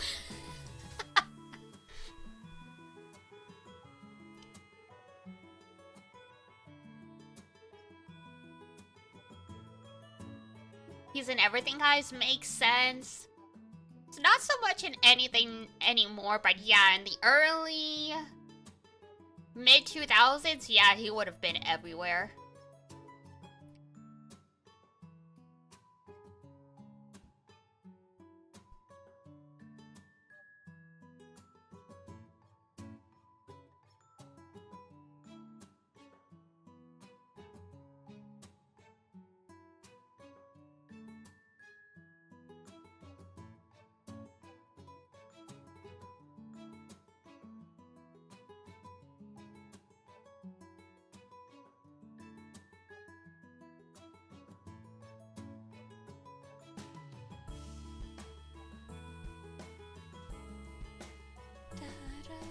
I think he just played in the Last of Us TV show. Really? That's cool. Good for him. They included him in some way because yeah, he was in the Last of Us games, so.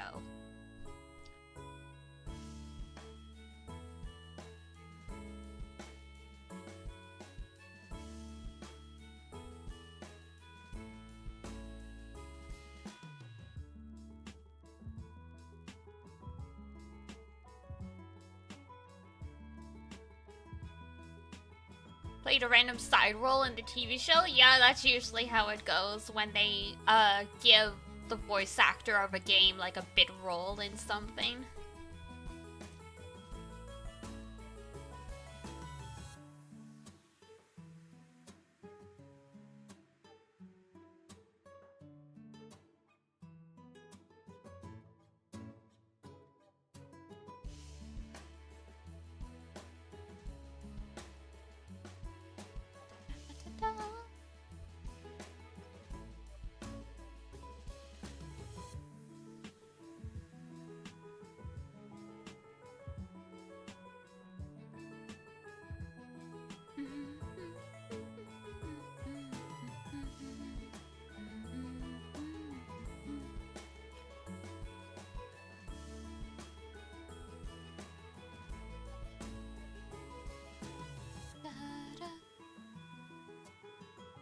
Oh my god, I've been reading the summaries for like the Try movies out of curiosity, and I cannot believe one of them starts by believing X is dead. They return to the real world. What?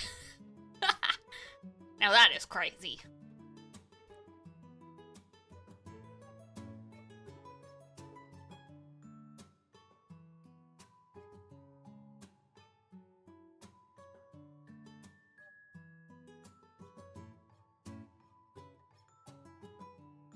Oh, yeah. I remember him.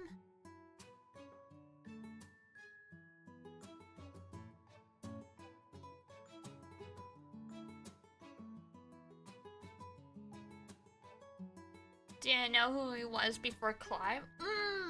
Yeah. Who else was he in? He sounds familiar. I might be confusing him though.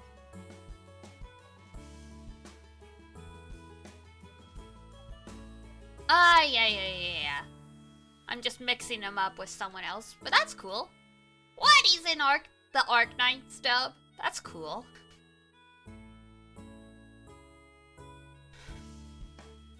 Crazy.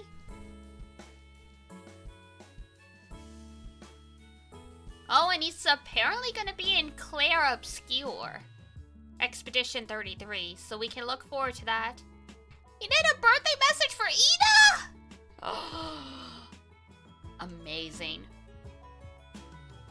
I mean, in my opinion, nothing can beat, in terms of like personalized birthday messages for the Hololive streamers, nothing can beat Aoi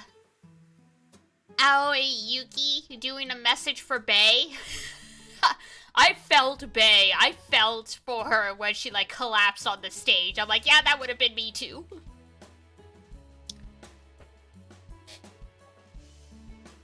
It's really, really good. Highly recommend tracking it down. Okay. Oh my god, yeah, oh, what's his name? The vampire. Yeah, I heard of that one. I did.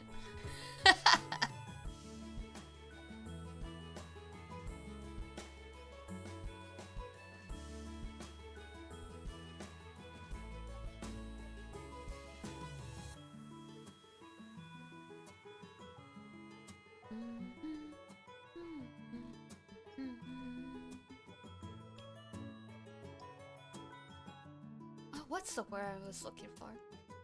I was trying to think of like, oh, if I had the clout to like make it possible for my fans to commission like a voice actor to do a message for me, who would I want? Like, who would be a good one? The first one I could think of off the top of my head was Suzumura Kenichi, who voices Sandalphon. He's also Zack Fair. I mean, Mitsuki Saiga as Rika / Cherry would also just put me immediately on the ground.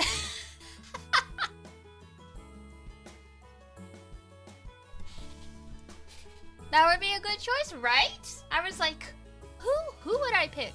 I mean, like, yeah, Sandalphon and Zack are some of my all-time favorite characters, but I've been a fan of Suzumura as a voice actor since he voiced Shin in Gundam Seed Destiny. And like that was in like 2005. So, you know, I've been a fan of his for like a decade plus, probably 15 years at this point, so. Like I started getting into him in my early anime days.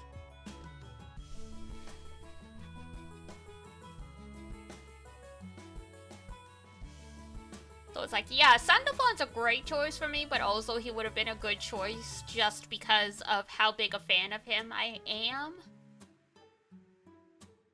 I'm trying to think on the English side who would be good.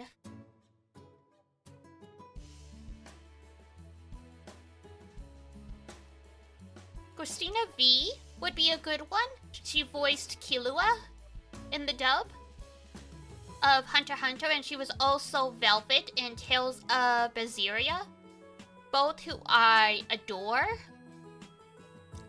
Ray Chase, cause Noctis, that would also be good.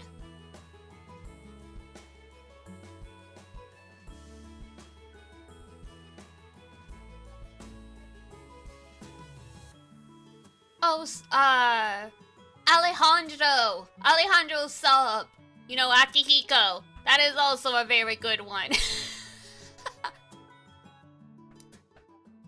Iduna threatened me at some point to be like, hey, don't make me reach out to him. And I'm like, no, don't. I'm like, you don't even know him. She's like, I don't care. I'm an extrovert. I'm not afraid of failure.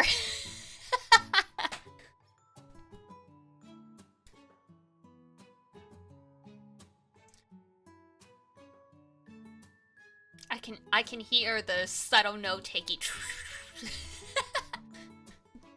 Y'all don't go out of your way for any of this stuff. This is me just spitballing because it was relevant to the topic.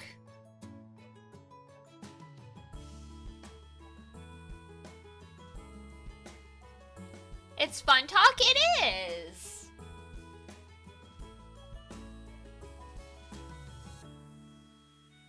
I just feel like I have to put on a disclaimer because it's like, guys, like, you don't gotta jump on stuff I say, because I know a lot of the times with streamers, their fans will just leap at this stuff. It's like, guys, it's okay. You don't have to. I could literally be like Bae, though, no matter who. I would literally be on the ground. Fine, I'll delete the draft. Oh no! I mean, I can't stop you guys, but yeah. Iduna makes fun of me for the fact that I'm really bad at accepting affection.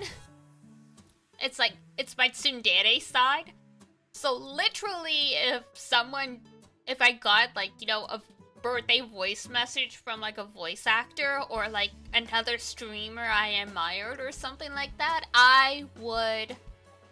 it's like, I would be happy, but at the same time, I would be screaming, no!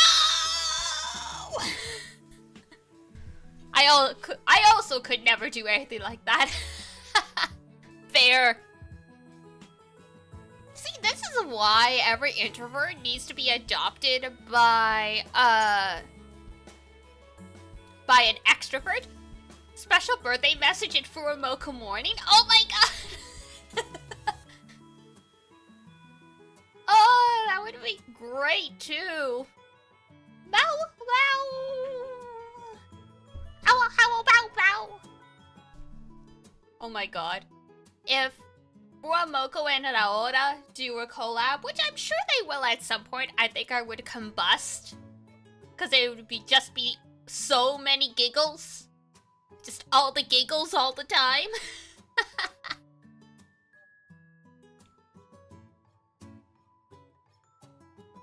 And if Sana was still around and you threw her into the mix, oh, it would just be a barrel of sunshine.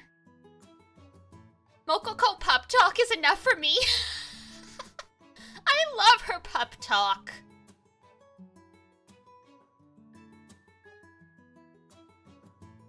She's so passionate about it too. It's so cute. Was it? I periodically will go back to that one stream they did where they did a parody of, Asakoko Morning, but it was just Mokoko doing the whole, like, 30-minute news show. Because there's just so much great energy. I think I would lose the ability of speech at a holo meet and greet. Oh my god. No, I totally understand. Because, the Niji Sanji folks come up and do a meet and... they've been doing meet and greets more recently at Otakuthon, which is a convention in Montreal. So it's like... in theory, I could potentially go. They... Uki Violetta, who's one of my favorites, was, at the convention last year, I think? And I was like, I cannot in any way justify the last minute purchases. But I want to, but at the same time, it's like, even if I had notes, to talk about what I wanted to say, I don't know. I don't know if I could get through with it. I would just be so flustered. Especially in the case of Uki, because before I started streaming, I was like, I don't think I could ever be a streamer. I'm super introverted. I have a really hard time, like, talking. I don't know if I could talk and interact with people. And then Uki comes along, and he's more introverted than me. He's extremely introverted. But, like, his whole community loves him, and, like, the vibe, and I was like, oh! Introverts can be streamers. So it's like, if I met Uki, I would be like a puddle, because it's like, oh, you're meeting the person who showed you that, like, your dream could not just be a dream kind of thing. So it's like, I don't know, even with the script, I'm like, I don't know if I could get it out from the emotions, and then also just, like, feeling shy, because, like, that's, like, a very vulnerable thing to admit to someone. Especially someone who, even if you really admire them, they're essentially a stranger.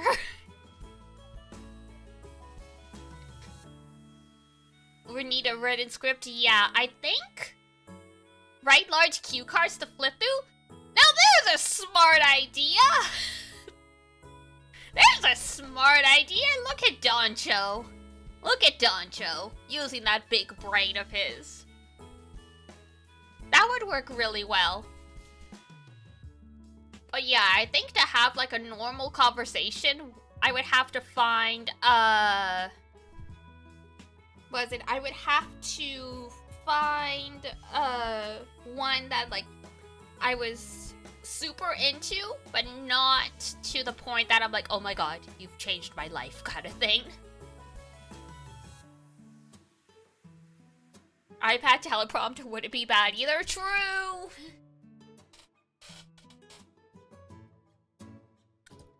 It's so funny to see people's stories, because you hear, like, people are like, yeah, I got proposed to, like, 12 times. And then I remember Mista, before he graduated, talking about his meet and greets, and everyone was pulling jokes on him. Like, rest in peace, you big clown.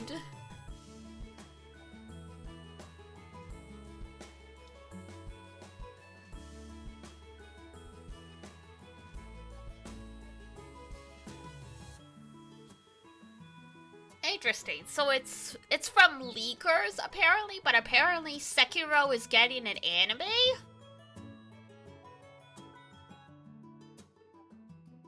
I'll believe that when I see it. That feels like a weird one to turn into anime.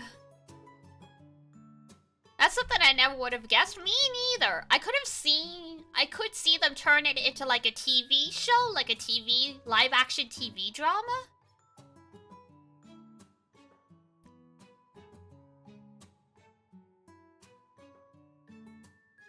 That would make the most sense. Yeah, agreed. But yeah, it's like, according to multiple leakers, it's like, okay.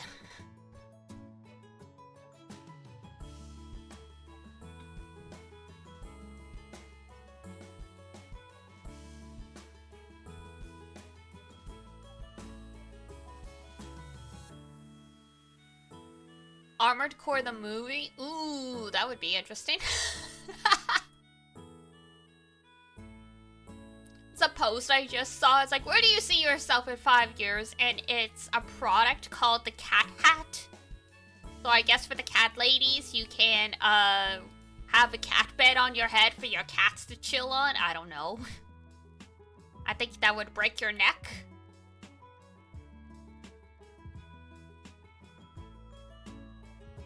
But I appreciate the spirit.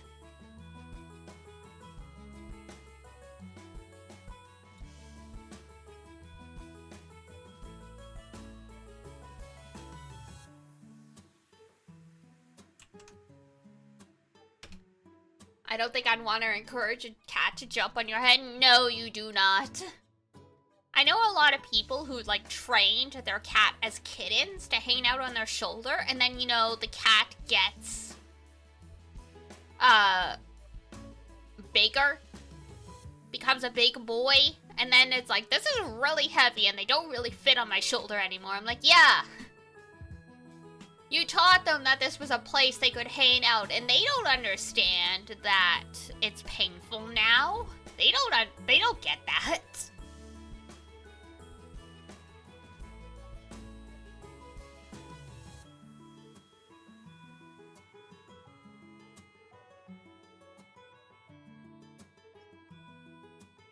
The other crew hasn't moved at all, and it's just a single rank 375 guy. He's just standing there menacingly. Oh my god.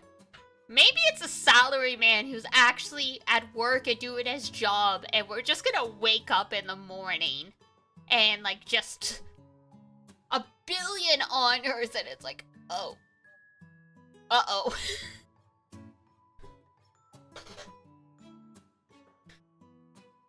Maybe he's too caught up in Elden Ring. Maybe his idol is having a concert tonight and he's just gonna skip today.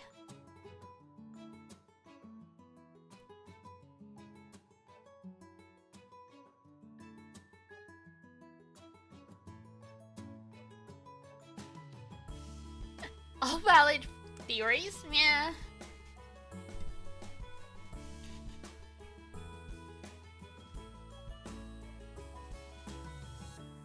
I guess we'll find out. I guess we will find out.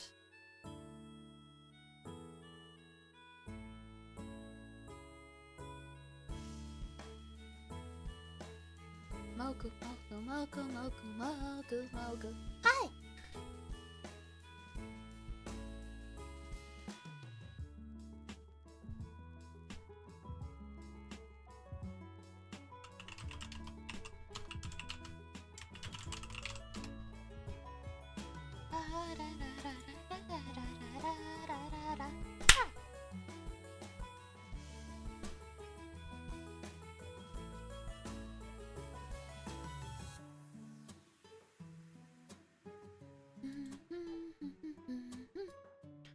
Was that the Okayu song? Yes, it is. Seeing my little sprites walking on the screen just makes me think of Okayu. So now every time I look over at OBS, I get Mogu Mogu stuck in my head. Mogu Mogu. Hi! Mogu Mogu Mogu Mogu Mogu Mogu Mogu Mogu Mogu Mogu Mogu Mogu Mogu Mogu. Hi!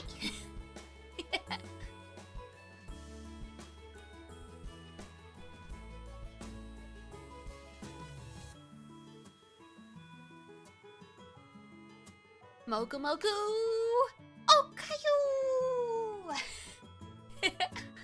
She played literally all of the Paper Mario games in Japanese, so I've been slowly working my way through her playlists as like listening practice. Especially since in the Mario games the dialogue tends to be simple Japanese, so I can read along as well.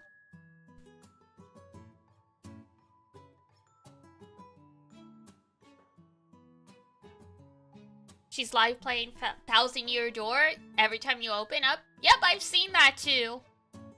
I don't want to touch her 1,000-year playthroughs until I finish the game, though. We're close, though.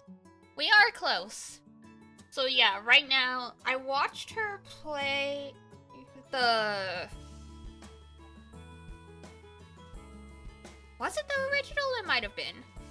I know I'm watching her play Super Paper Mario, which is like the Wii one. Which is great, because I really liked that one, but my Wii and Wii U are busted. So I can't play it. So it's nice to be able to experience it through someone else.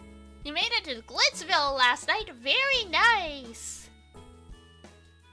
Glitzville was fun. Yeah, the last little bit of 1,000-Year Door isn't like my favorite part, so... But it's all good. It's just the final boss in the original was notoriously difficult. So it's kind of like, I'm not looking forward to this. I imagine they made it easier, but still it's like, ah!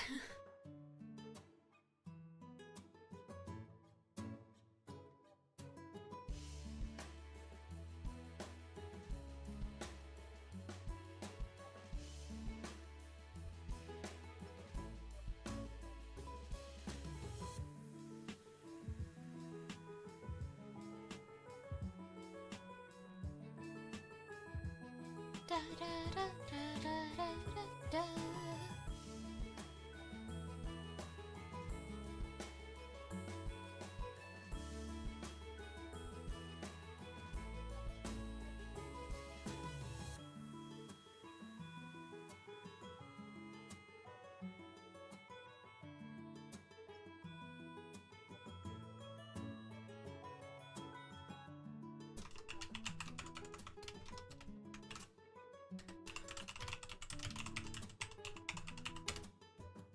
There we go. Ba ba ba ba ba ba ba ba ba ba ba. Oh my god, it's almost 10 p.m. Time just zoomed.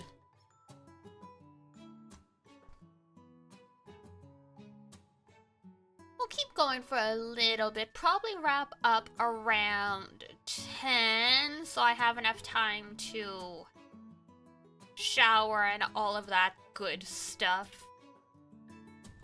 Womp womp womp womp womp. Plus, I find it's better to keep chatting streams on the slightly shorter side. That way you don't kill your voice. I don't know, it's interesting. I feel like the voice you use when you're just doing Zatsudan is different than the voice when you're playing a game. Because I definitely find myself, my voice is more tired after doing a Zatsudan stream than even, like, you know, a long Let's Play stream. The exception would obviously be the ending to 999, because, god, that was 16 hours of just yapping. I definitely put a lot into the game voice acting. Oh, thank you! I'm glad you guys think so. I've been noticing that as well, because I was, while my internet was down, I was actually watching my own VODs for background noise, because I was like, why not? And I was like, you know what? I gotta like some of these. I gotta like some of these. So there you go. It's fun to voice act now, and I mean, everyone's got their different nuances and different preferences, but yeah, I find especially if you're playing like something like a visual novel, you gotta put the flair into everything, because you are the narrator. You are the only voice.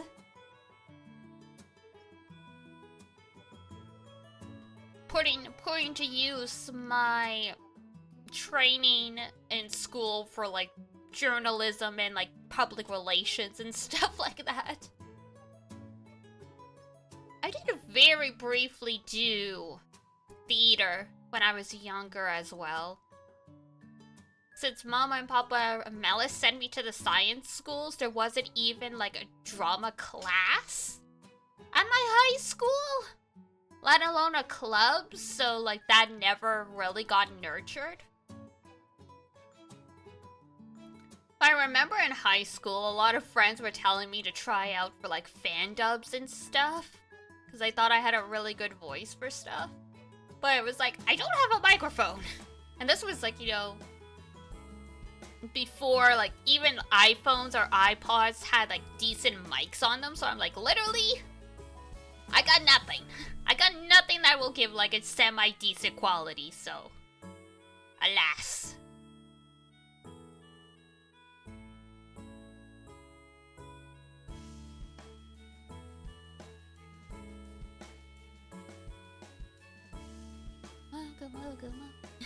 And the Mogu started again! The Mogu will never end. Never end.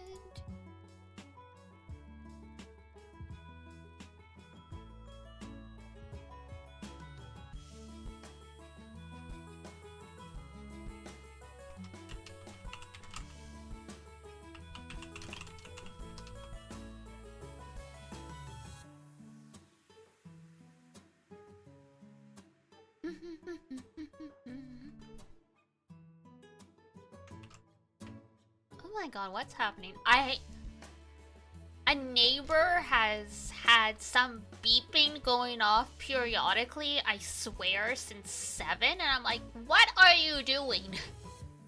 What is that beeping? Because it's not the smoke alarm. I'm like, who's cooking? I heard this at like 3 a.m. the other night, and I'm blaming them for my insomnia because when you wake up in the middle of the night and you hear mystery beeping, I'm like, I'm not going back to sleep. This building could be about to go up in smoke for all I know. Had a fun beeping work story today. Uh-oh. Spill the tea if you are so inclined. Got a phone call and they asked if I could come take a look at a UPS that was non-stop beeping. Okay. So far, pretty standard.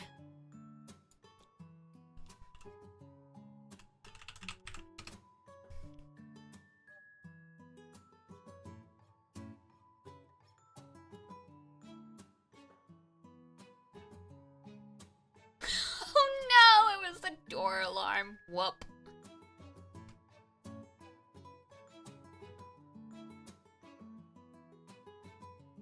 Oh no. Yeah, I have like a bunch of elderly neighbors, so part of me is like, is this... Because I know they've come out with stuff to try and make it more difficult for elderly people to like accidentally leave the stove on and stuff. Where like stuff will beep if it's been left on for too long. And that's partly why when there's mystery beeping in my building, I get anxious because I'm like, who left the kettle on? Who's gonna start a kitchen fire because they left the kettle on? What's going on? What's the sound?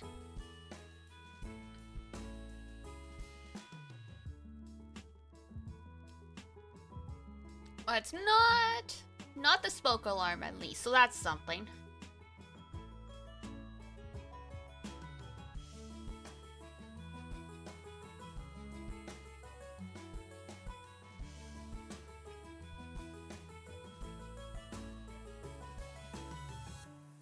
Da da da da da.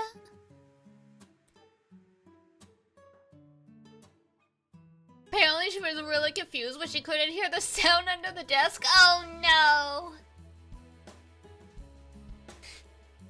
Ah yes, good old triangulation. Literally, when I was heard the random beeping and I was trying to figure out if it was coming from one of my neighbors on my floor or if it was neighbor above me. I was sitting on my bed doing like the dog head tilt.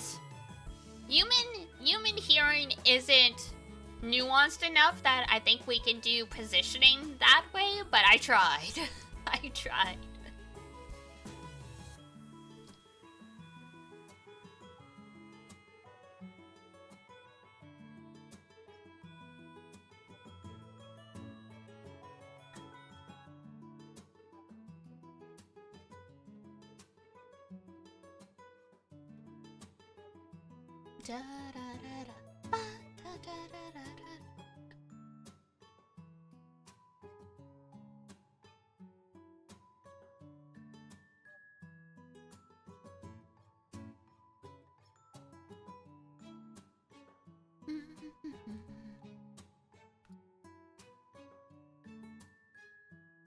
Yeah, God, when I have neighbors doing random beeping, it's like, it's, on one hand, it's like, it's not my business. On the other hand, I want to go find it and knock and go like, are you okay? Do you need help? Can I help you?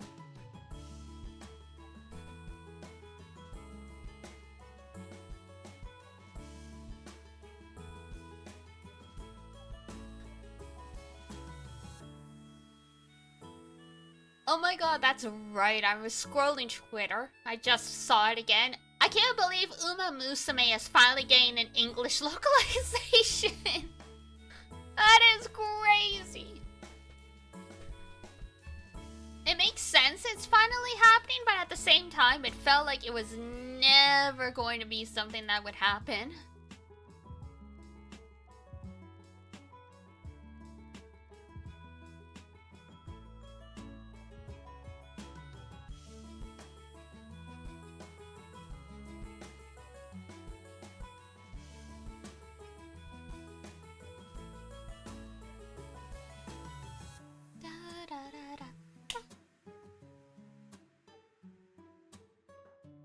The little movie was pretty cool. Yeah! Man, I remember the anime as well. The anime's got just some completely random moments, which is adorable.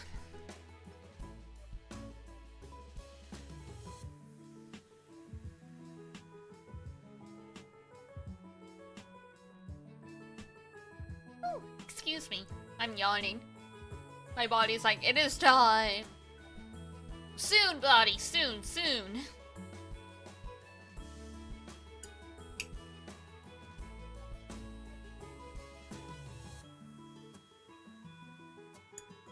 Oh yeah, the Noko Noko Noko anime should be starting soon. Hooray!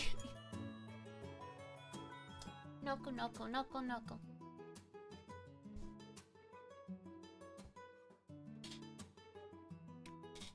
Is this the first English introduction? Uma Musume has popped up in other side game properties. Like they're in GRANBLUE, because they had an event for a crossover. And I think you can get Golden Ship as like a lobby assistant in Versus. I think Crunchyroll streamed the anime. So definitely there's been a little bit of English language interaction, but not a lot. Other than the anime, it's been like only in GRANBLUE, I think.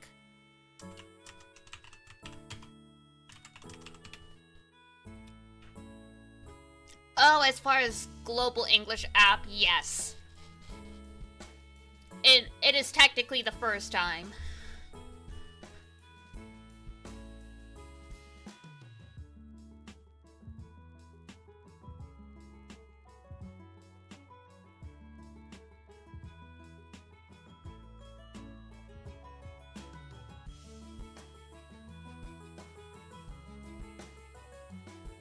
Do I have the world raid? I do.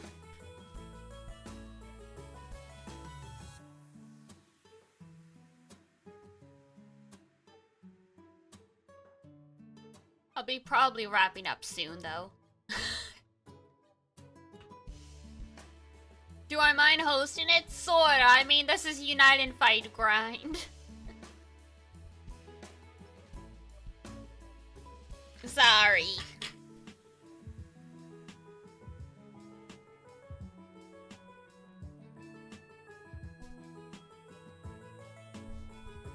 No worries. Okay, thank you for understanding. If this was just a random, like, I'm doing whatever, working on whatever stream, and also had GRANBLUE, sure. But since this is Unite and Fight, I kind of want to focus. Especially since we do not know what our enemy is going to do, because they haven't done a single raid yet, apparently. So I'm afraid if we don't get ahead as much as we can now, it's going to be a disaster. I mean, it probably will be a disaster, but we can try.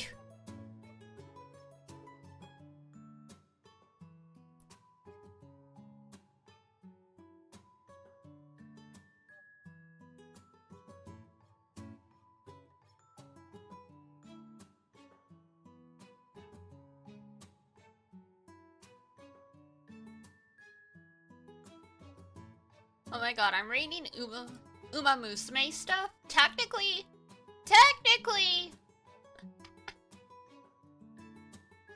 I guess technically, Special Week was raised by two women, sort of. It was like her birth mother died shortly after she was born, and she was raised by her human mother. And I'm like, there's no mention of the father. So how am I supposed to read this?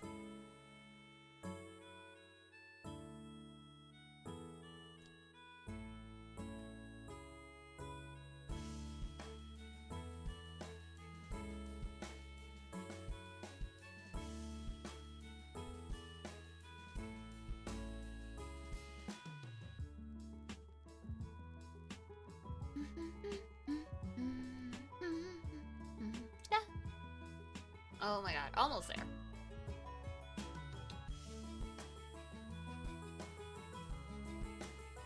Pep the cat stole some clothes out of the laundry hamper and she's now made them a bed. I just looked over and I'm like, where did you get my dress? Where did that come from, ma'am?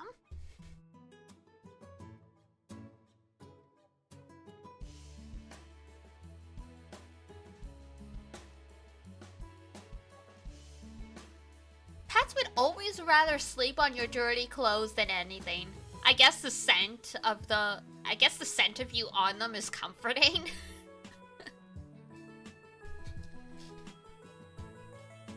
I think I mentioned I grew up with a dog. His name was Snowy. Apparently, when I went away to school, he broke Mama Melis's heart because he would keep sleeping on any laundry I had left behind, because, you know, it was like first year university. I hadn't really moved out of the house yet or anything. And so apparently he climbed on top of the pile of laundry Mama Melis was washing that I had left behind before going back to school. And apparently he heaved this biggest sigh and just lay down to nap, and she's like, I think I died a little. I'm like, oh, Snowy, I'm sorry. Oh, the poor guy was old at that point too. He ended up passing away in, like, what, my second year? So yeah, he was quite old at that point. I'm sorry, buddy. He was a good boy. He was a good pupper. Lay on your warm, folded clothes after laundry. Aw. Mine tend to do that too. Usually it's not a big deal, but especially in the summer when it's... Sometimes I'll be like, blah, blah, blah, and I'll, like, grab my clothes, and if it's, like, white, there's black cat hair all over it, I'm like, oh no. Like, okay, well, here we go.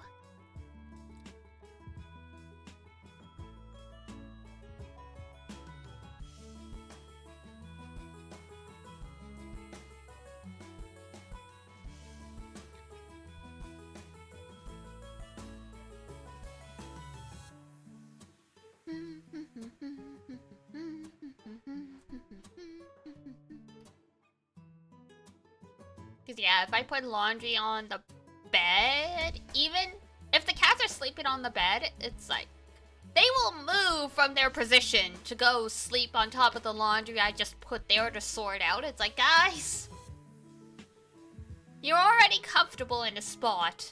Why did you move? Excuse you.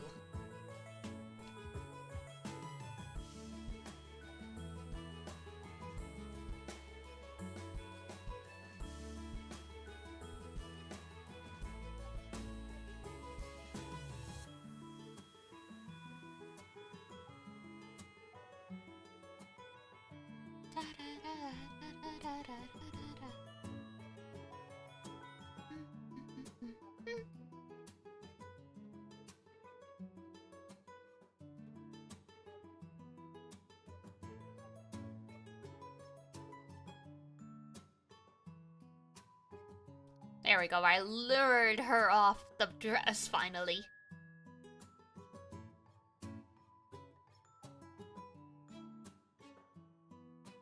I know. We'll wrap up soon because yes, it is almost full time for you.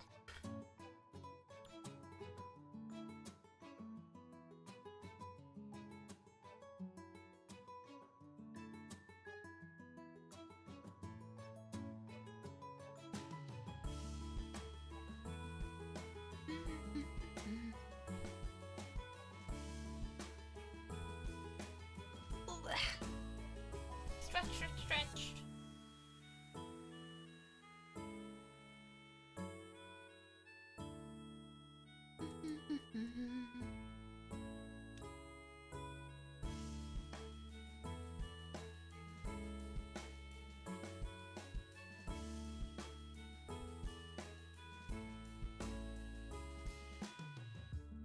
No. Yes, I know. I know, soon.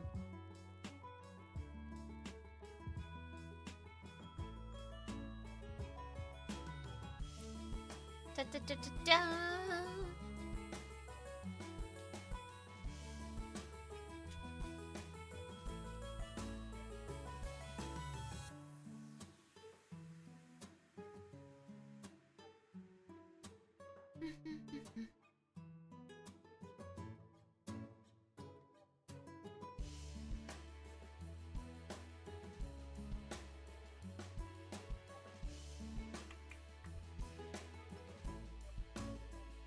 Oh, I've been taken hostage.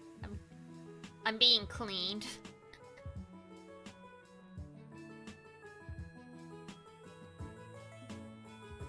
I know. Mug.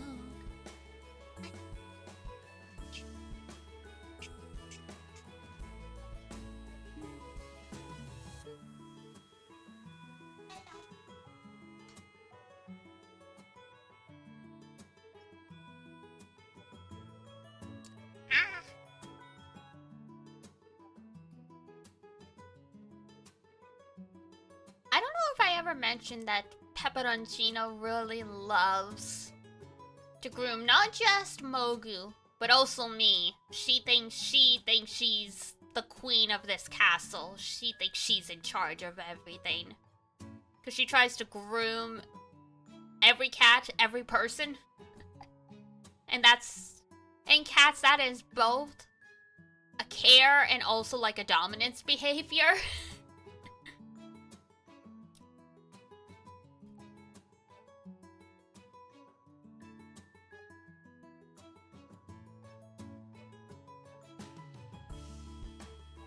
Oh my girl. You can try and assert dominance over me all you want. But at the end of the day, you're only 15 pounds.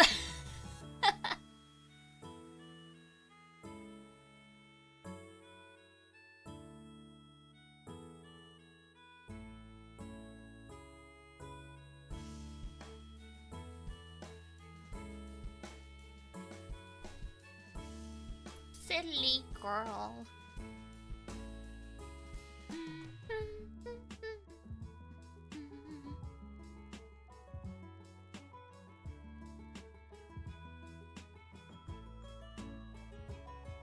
Still scrolling through Uma Musume stuff. It's like, she's a horse girl who likes coffee. I'm like, oh, wait, coffee?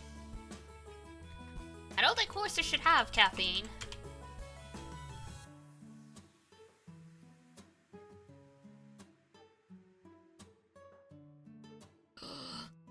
Ooh, Digimon Survive is also 75% off. Uh-oh.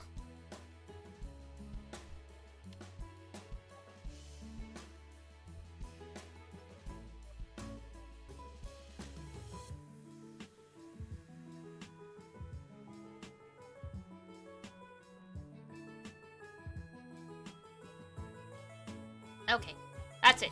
I need to stop buying stuff on sale, cause that's how you end up spending too much money.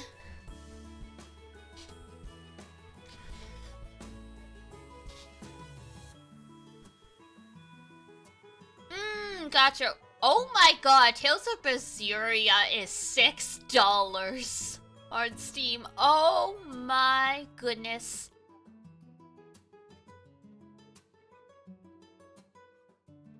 Damn. 90% off. Oof.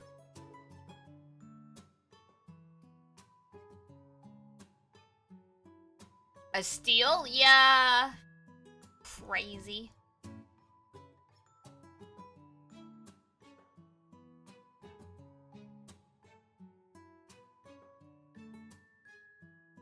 I would have to check the reviews first because I know a lot of the Tales games get bad reviews for not working very well on PC because of optimization stuff. So I would have to double check, but on the other hand, $5. Okay, now I need to stop. I've spent like $50 on games, and Tsukihime's gonna be another $100 on Thursday. I need to eep. Payday is next week. We cannot go crazy.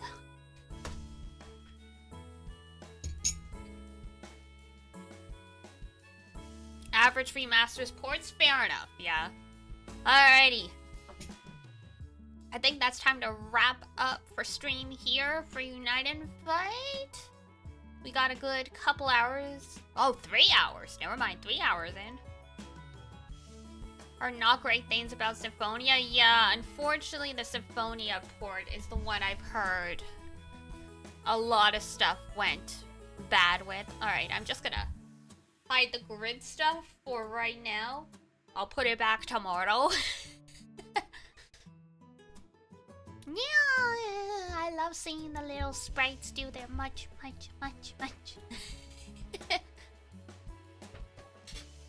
I'll have to figure out a good way to incorporate them into like a loading screen or something at some point. I will give it some thought.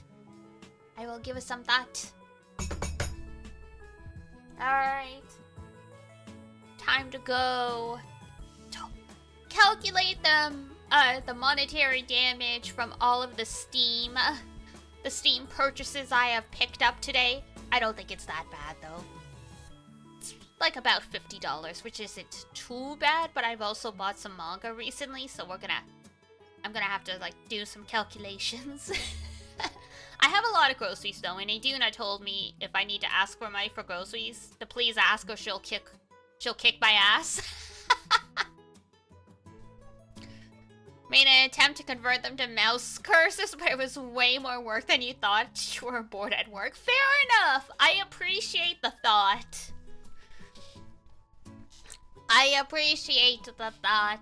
Even as just like art to use on schedules and graphics and like loading screens and stuff, it is wonderful. It is perfect. Mwah. Thank you again. Enjoyed the stream and yapping.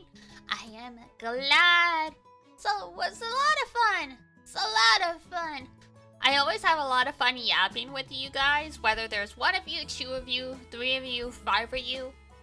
But obviously the more of you there are, the more opinions we get thrown into the pot, and that generates more interesting conversations. So for me it ends up being a lot more fun when there's a whole bunch of ya. But obviously if people want to lurk, you don't gotta feel compelled. I could definitely yap on my own if I wanted to. That's why I make Spark Notes. Okay. Time to skedaddle on out of here. Time to go throw myself in the shower. Feed the cats, all that good stuff. Alright. More Unite and Fight. Tomorrow for round 3 of the finals. That'll also be our last day doing Unite and Fight for this round. Just because it started on Friday, so it was kind of a weird schedule compared to like when it starts on a Tuesday or something like that. So I will see you guys tomorrow for more Unite and Fight and yapping. But for now, that is it for me. So if it's daytime where you are. I hope you have a wonderful rest of your day. If it's nighttime, have a great rest when you head on off to bed. And until next time I see ya, take care of yourself. Wash your face, brush your teeth, eat good food, and I will see you next time. Bye-bye. Bye-bye-bye-bye.